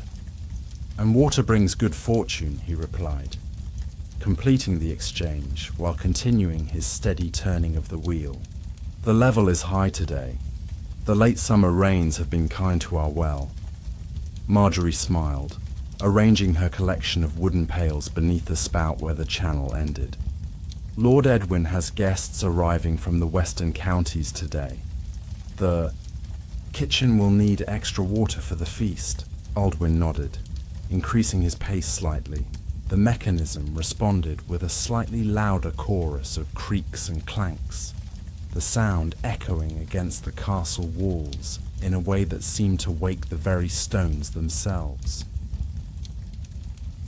As the morning progressed, the courtyard filled with activity. Serving. Girls arrived with laundry to be washed. Stable boys came to fill troughs for the horses. Gardeners collected what they needed for the herb gardens and ornamental plants that pleased the Lord's lady. Through it all, the bucket chain continued its rhythmic journey into the earth and back, the sound becoming such a natural part of the day that most barely noticed it, like the beating of a heart within the castle's stone breast. Yet for those who took the time to listen, the bucket chain spoke with many voices. When turning slowly, as during the quiet hours of midday, it produced a languid, almost drowsy melody. Creak, pause, clank, splash, pause, repeat. When urgent needs demanded faster drawing, as before feasts or following the return of a hunting party with dusty, thirsty horses, the tempo increased, and with it the pitch of the wooden joints protesting the faster motion. By midday, young Thomas had relieved Master Aldwin at the wheel. At 16, Thomas was apprenticed to learn the crucial role of well-keeper, understanding not just the operation of the bucket chain, but its maintenance, repair, and the secret knowledge of water levels that could foretell drought or abundance. His arms, already strong from 3 years of this work, moved the wheel with youthful vigor, producing a slightly different song than his master's more measured pace. Below the castle hill, in the village of Meadowvale proper, different sounds emerged from the communal wells that served the common folk. These mechanisms were smaller, often operated by 2 people rather than 1, with one turning while another guided the buckets to prevent precious spillage. The village wells lacked the grand engineering of the castle's system, but in their simplicity lay a beauty of design refined through generations of practical use. At the village square, the cooper Gareth worked with his son Roland to replace a cracked bucket on the main well's chain. "Listen well," instructed Gareth, tapping the new bucket with his knuckle. "A good bucket sounds hollow, but not empty. It speaks of the space within, waiting to be filled." The boy nodded, absorbing another lesson in the craft that had sustained his family for 4 generations. Around them, village life moved at its own pace. Women gathered to draw water for cooking and washing, exchanging news and observations as they had done since time immemorial. Children played nearby, occasionally drafted into service to carry smaller vessels back to family homes. The village, well served not just as a source of water, but as a gathering place, a center of community where information flowed as freely as the water from the depths below. As autumn deepened toward winter, the sounds of the bucket chains changed subtly. On the first truly cold morning, when frost rimed the stones and breath clouded in the air, Master Aldwin found the mechanism slightly stubborn, the wood contracted in the cold, the metal fittings less willing to move smoothly against each other. The result was a higher-pitched creak, almost a complaint against being woken in such conditions. The water, too, sounded different as it poured from bucket to channel, sharper somehow, its splashing more distinct in the crisp air.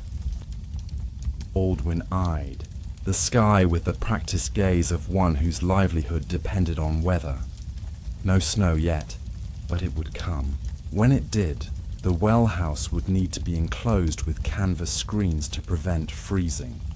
The mechanism checked more frequently for ice that could damage the delicate balance of weight and counterweight. Winter brought its own challenges to the water systems of castle and village. In the coldest pre-dawn hours, Thomas would need to break thin sheets of ice that formed on standing water in the channels.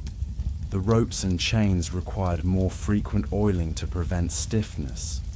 Sometimes, when the cold was most bitter, a small brazier would be lit near the well to keep the mechanism from freezing solid.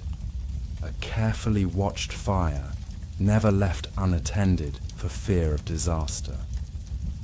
Yet winter also brought a special beauty to the water's journey. On days when the sun broke through leaden skies to shine upon the mechanism, droplets would freeze in mid-air as they fell from bucket to channel, creating momentary diamonds that shattered upon landing. The sound of water meeting ice created a delicate music unlike any other season, a crystalline tinkling that seemed to belong to a world of fairy tales rather than the practical reality of daily castle life.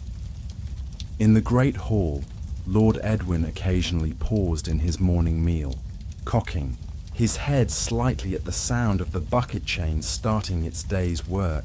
Though he would never admit to such sentimentality, the nobleman found comfort in this sound that had accompanied his entire life, from earliest childhood memories to his present position as castle lord. The reliability of that creaking, clanking rhythm reassured him of continuity in ways that political alliances and even family bonds sometimes could not. "A good sound, is it not?" he once remarked to a visiting lord from the south, who had commented on the noise with mild curiosity. "Rather primitive," the visitor had replied with the slightly superior air of one whose own castle boasted newer mechanisms. "In South Haven, we have installed the new weighted pulley system that requires half the labor." Lord Edwin had merely smiled, a private expression that did not reach his eyes. "Perhaps, but this system was built by my grandfather's grandfather, and will likely serve my grandson's grandson just as well. There is value in what endures." The visitor had no reply to that, and conversation turned to other matters. But later that day, Lord Edwin had made a point of visiting Master Aldwin at the well, ostensibly to check on water reserves for the coming season, but perhaps also to reassure himself of the rightness of tradition in a changing world. Winter deepened, snow blanketed the countryside, and the bucket chains continued their work, though now muffled by canvas screens and protective coverings. The sound changed again, more subdued, as though the mechanism itself was conserving energy through the lean months. In the village, more people shared the work of turning the wheels, as the cold made the labor more taxing and hands needed more frequent relief. With the first thaw of early spring came a busy period for those who maintained the water systems. Master Aldwin and Thomas, along with the castle's carpenter and blacksmith, performed the annual inspection of every link, bucket, and bearing. Parts that had worn thin over the winter were replaced.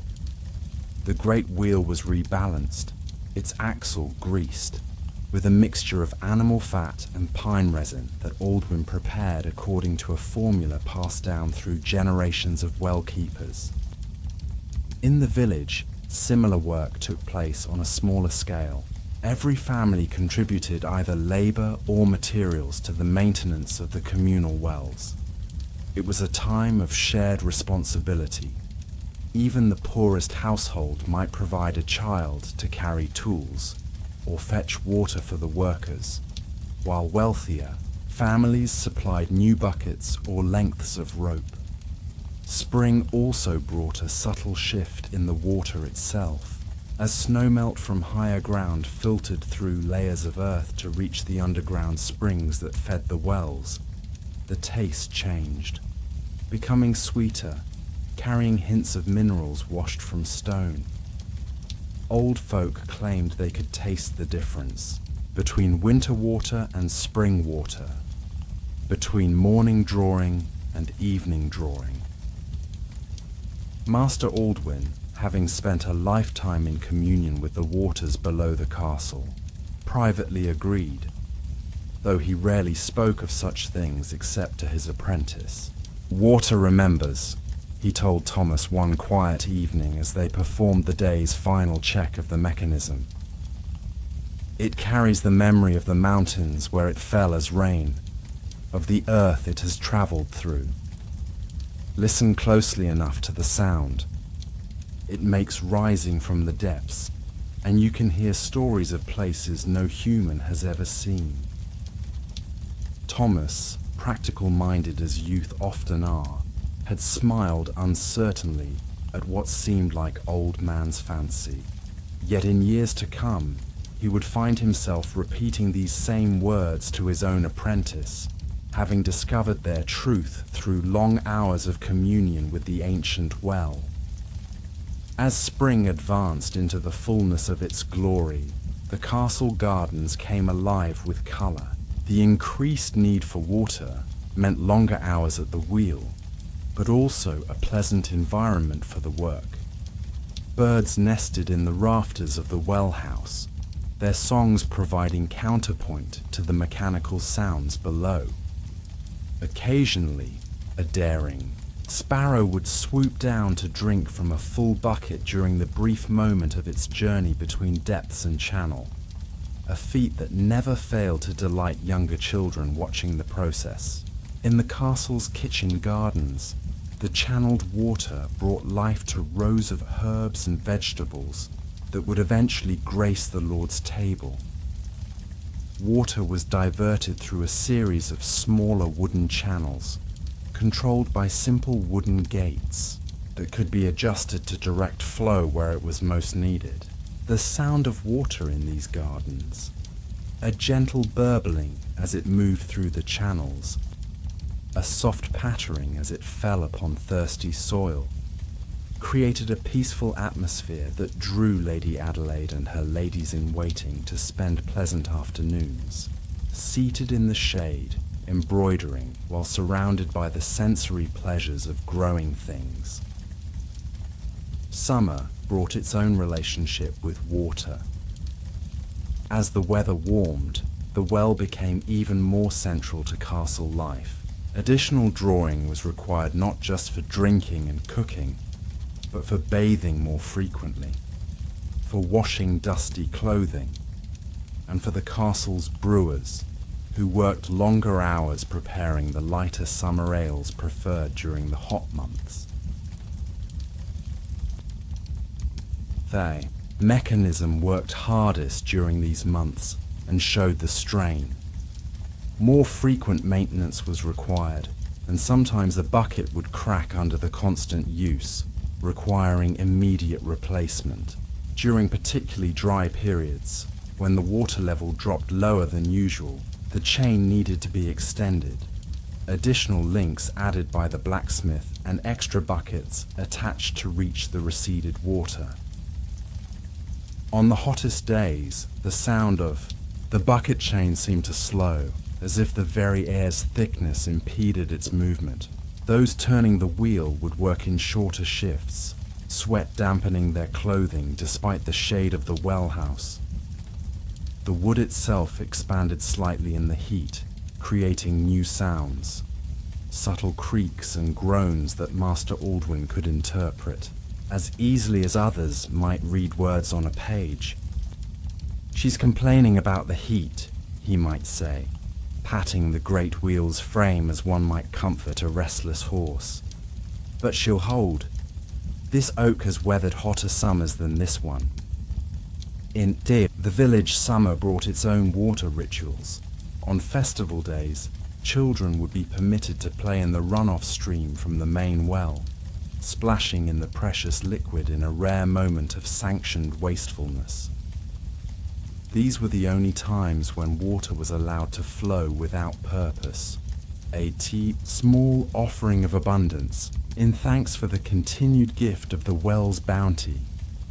During the Midsummer Festival, a special ceremony took place at both castle and village wells.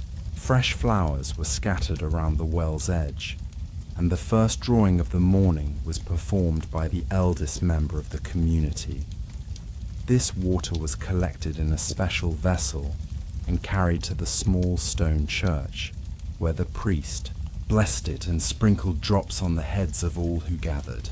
The tradition predated even the church itself, a memory of pagan gratitude for life-giving water that had been absorbed into Christian practice without losing its essential meaning. Through all seasons, through centuries of use, the bucket chains of Meadowvale created a soundscape that defined the community as surely as the sight of the castle on the hill or the smell of bread from the communal ovens.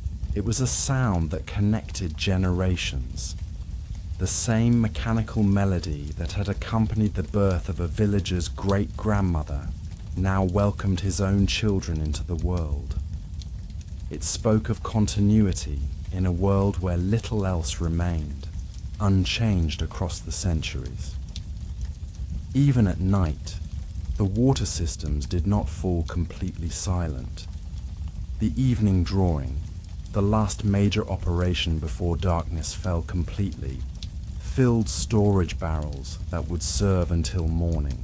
This final turning of the day had its own character, slower, more deliberate, often performed by two people working in tandem by the light of lanterns that cast long, dancing shadows against the stone walls. During this evening ritual, the sounds seemed somehow larger, carrying further in the still air. From her chamber window, Lady Adelaide could sometimes hear the distant rhythm of the chain and the splash of water finding its way home. The castle steward, making his final rounds, would pause briefly at the well house, confirming that all was secure before continuing on his way. In the servants' quarters, those drifting towards sleep might register the sound without conscious thought, its absence more notable than its presence after so many years of constancy. In the deep of night, only emergency would prompt the use of the bucket chain. A fire might necessitate rapid drawing of water, the urgent pace of the mechanism adding to the general alarm, or a birth might require clean water at an unexpected hour, the gentler pace of drawing creating a counterpoint to a mother's labor, pains. In times of siege, rare but not unknown in the castle's long history, the night watch might operate the wheel in darkness and near silence, minimizing sound that could carry to enemies beyond the walls. The full cycle of seasons brought the story back to autumn, when the leaves turned golden and the first morning frosts returned. Master Aldwin, completing another year as keeper of the castle's water, found himself reflecting on the countless turns of the wheel that had filled his life. His hands, now beginning to show the gnarly evidence of age, bore calluses in precisely the places where the handle had rubbed against skin decade after decade. He watched as Thomas confidently directed two younger boys in the seasonal maintenance of the chain, noting with approval how his apprentice had grown into the role. Soon enough, perhaps 2 or 3 more years, Thomas would be ready to assume the full responsibilities of well-keeper, and Aldwin could retire to a quieter role, perhaps as advisor to the new master. The thought brought neither sadness nor relief, simply acceptance of the natural order of things. The bucket chain had been here before him and would continue long after. His role, like that of the wooden buckets themselves, was to serve a purpose for a time and then be replaced when no longer able to carry the load. There was comfort in that continuity, in knowing that the sounds he had tended so carefully would continue to form the heartbeat of castle life. As if sensing his mentor's thoughts, Thomas looked up from his work and nodded respectfully toward the older man. Between them passed an unspoken understanding, the acknowledgement of tradition handed down, of knowledge preserved, of duty honored. Without words, they recognized their small but essential place in the long history of those who made water flow from darkness into light. The great wheel turned. A bucket emerged from the depths. Water cascaded into the waiting channel. The sound echoed against ancient stones as it had done for centuries past and would continue for centuries yet to come. The forgotten music of necessity, the unregarded symphony of survival, playing on through time's endless procession of days. Through winter frosts and summer heat, Through times of plenty and periods of hardship, the bucket chains of Meadowvale continued their work. The technology was simple by modern standards: wood, metal, rope, and human muscle combining in careful balance. Yet in that simplicity lay a profound elegance. Nothing wasted, nothing unnecessary. Every component serving its purpose for generation after generation. The sounds of these mechanisms formed more than mere noise. They created a language understood by those who lived with them daily. A well-keeper like Aldwin could detect the slightest change in pitch or rhythm that might indicate a problem developing. A villager could tell, simply by the pace of the turning wheel, whether water was being drawn for ordinary use, or if some urgency drove the workers to greater speed. Even children learn to read these sounds from earliest awareness. A child of 3 might already know that the slower, heavier clanking at day's end meant it was nearly time for the evening meal, while the rapid, lighter rhythm of festival mornings signaled special events to come. Before they could speak in complete sentences, the children of castle and village alike had absorbed the bucket chain's language as part of their understanding of how the world worked. Beyond the practical aspects of water management lay deeper meanings. In the church, the priest spoke of living water, of spiritual thirst, quenched by faith. In these sermons, he often drew parallels to the physical water that sustained the community, finding in its journey from darkness to light a metaphor for the soul's progress towards salvation. Few in his congregation needed explanation of such symbolism. They lived daily with the reality behind the metaphor.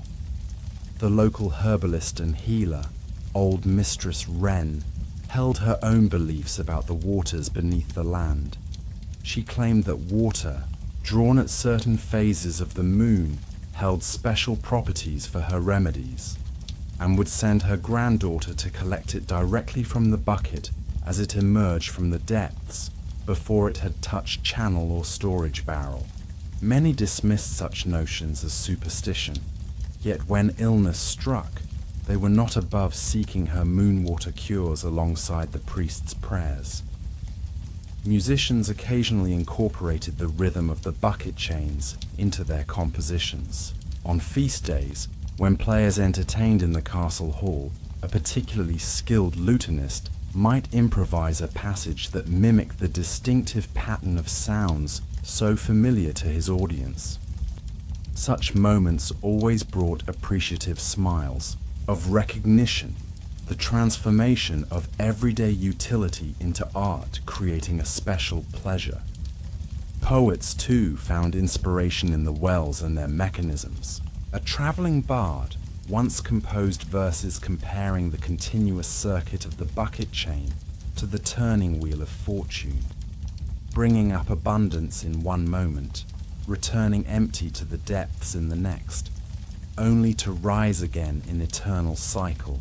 Lord Edwin had been so pleased with the imagery that he gifted the bard a silver cup, commissioning him to prepare a more complete work on the theme for the next season's visit. For most inhabitants of Meadowvale, however, the bucket chains represented not poetry but practicality, the difference between thirst and satisfaction, between dirty and clean, between struggle and survival. The rhythmic sounds of their operation provided not entertainment, but reassurance. All was well. Life continued as it should. Water still flowed from the generous earth to sustain those who dwelled upon it. As years passed into decades and decades, into centuries, newer methods of water management would eventually emerge. Far in the future, mechanical pumps would replace the steady turning of human hands, and the distinctive sounds of wooden buckets and iron chains would fade from daily experience. The knowledge of how to balance such systems, how to maintain them through seasons of freeze and thaw, how to read their sounds for signs of wear or damage, this wisdom would gradually be lost, preserved only in specialized historical studies or reconstructions for curious tourists. Yet for the people of medieval Meadowvale, the bucket chains represented the height of practical engineering, a reliable solution to the fundamental problem of bringing water from depths to surface with minimal waste and maximum efficiency. The sounds these mechanisms produced were neither noise pollution nor quaint background, but the very rhythm of life itself, as essential and expected as the crowing of roosters at dawn or the ringing of church bells to mark the hours. Master Aldwyn, completing the day's final inspection as twilight gathered, ran his hand along the great wheel's wooden rim. Small imperfections beneath his fingertips told stories of countless turns, slight indentations worn by hands long since returned to dust, tiny cracks that had been monitored for years without growing large enough to warrant repair. The mechanism seemed alive beneath his touch, warm from the day's work, settling now into evening rest. "Good night, old friend," he murmured, a private ritual he had performed for decades. "Rest well until morning." In the quiet that followed, as castle and village prepared for sleep, the absence of the bucket chain's sound created its own presence. A silence that spoke of completion, of cycles fulfilled, of thirst quenched and needs met, until dawn would bring again the creaking awakening of wood and metal, the splash of the first bucket breaking the night-still surface of underground waters, and the continuing symphony of necessity that had sustained this community through countless turnings of the great wheel of seasons. Thank you for staying with us through this quiet journey through medieval waters and forgotten sounds. If you haven't yet, please subscribe so you don't miss our next gentle escape into history's peaceful corners. May your dreams flow as smoothly as water drawn from ancient depths, carrying you to restful shores until morning light.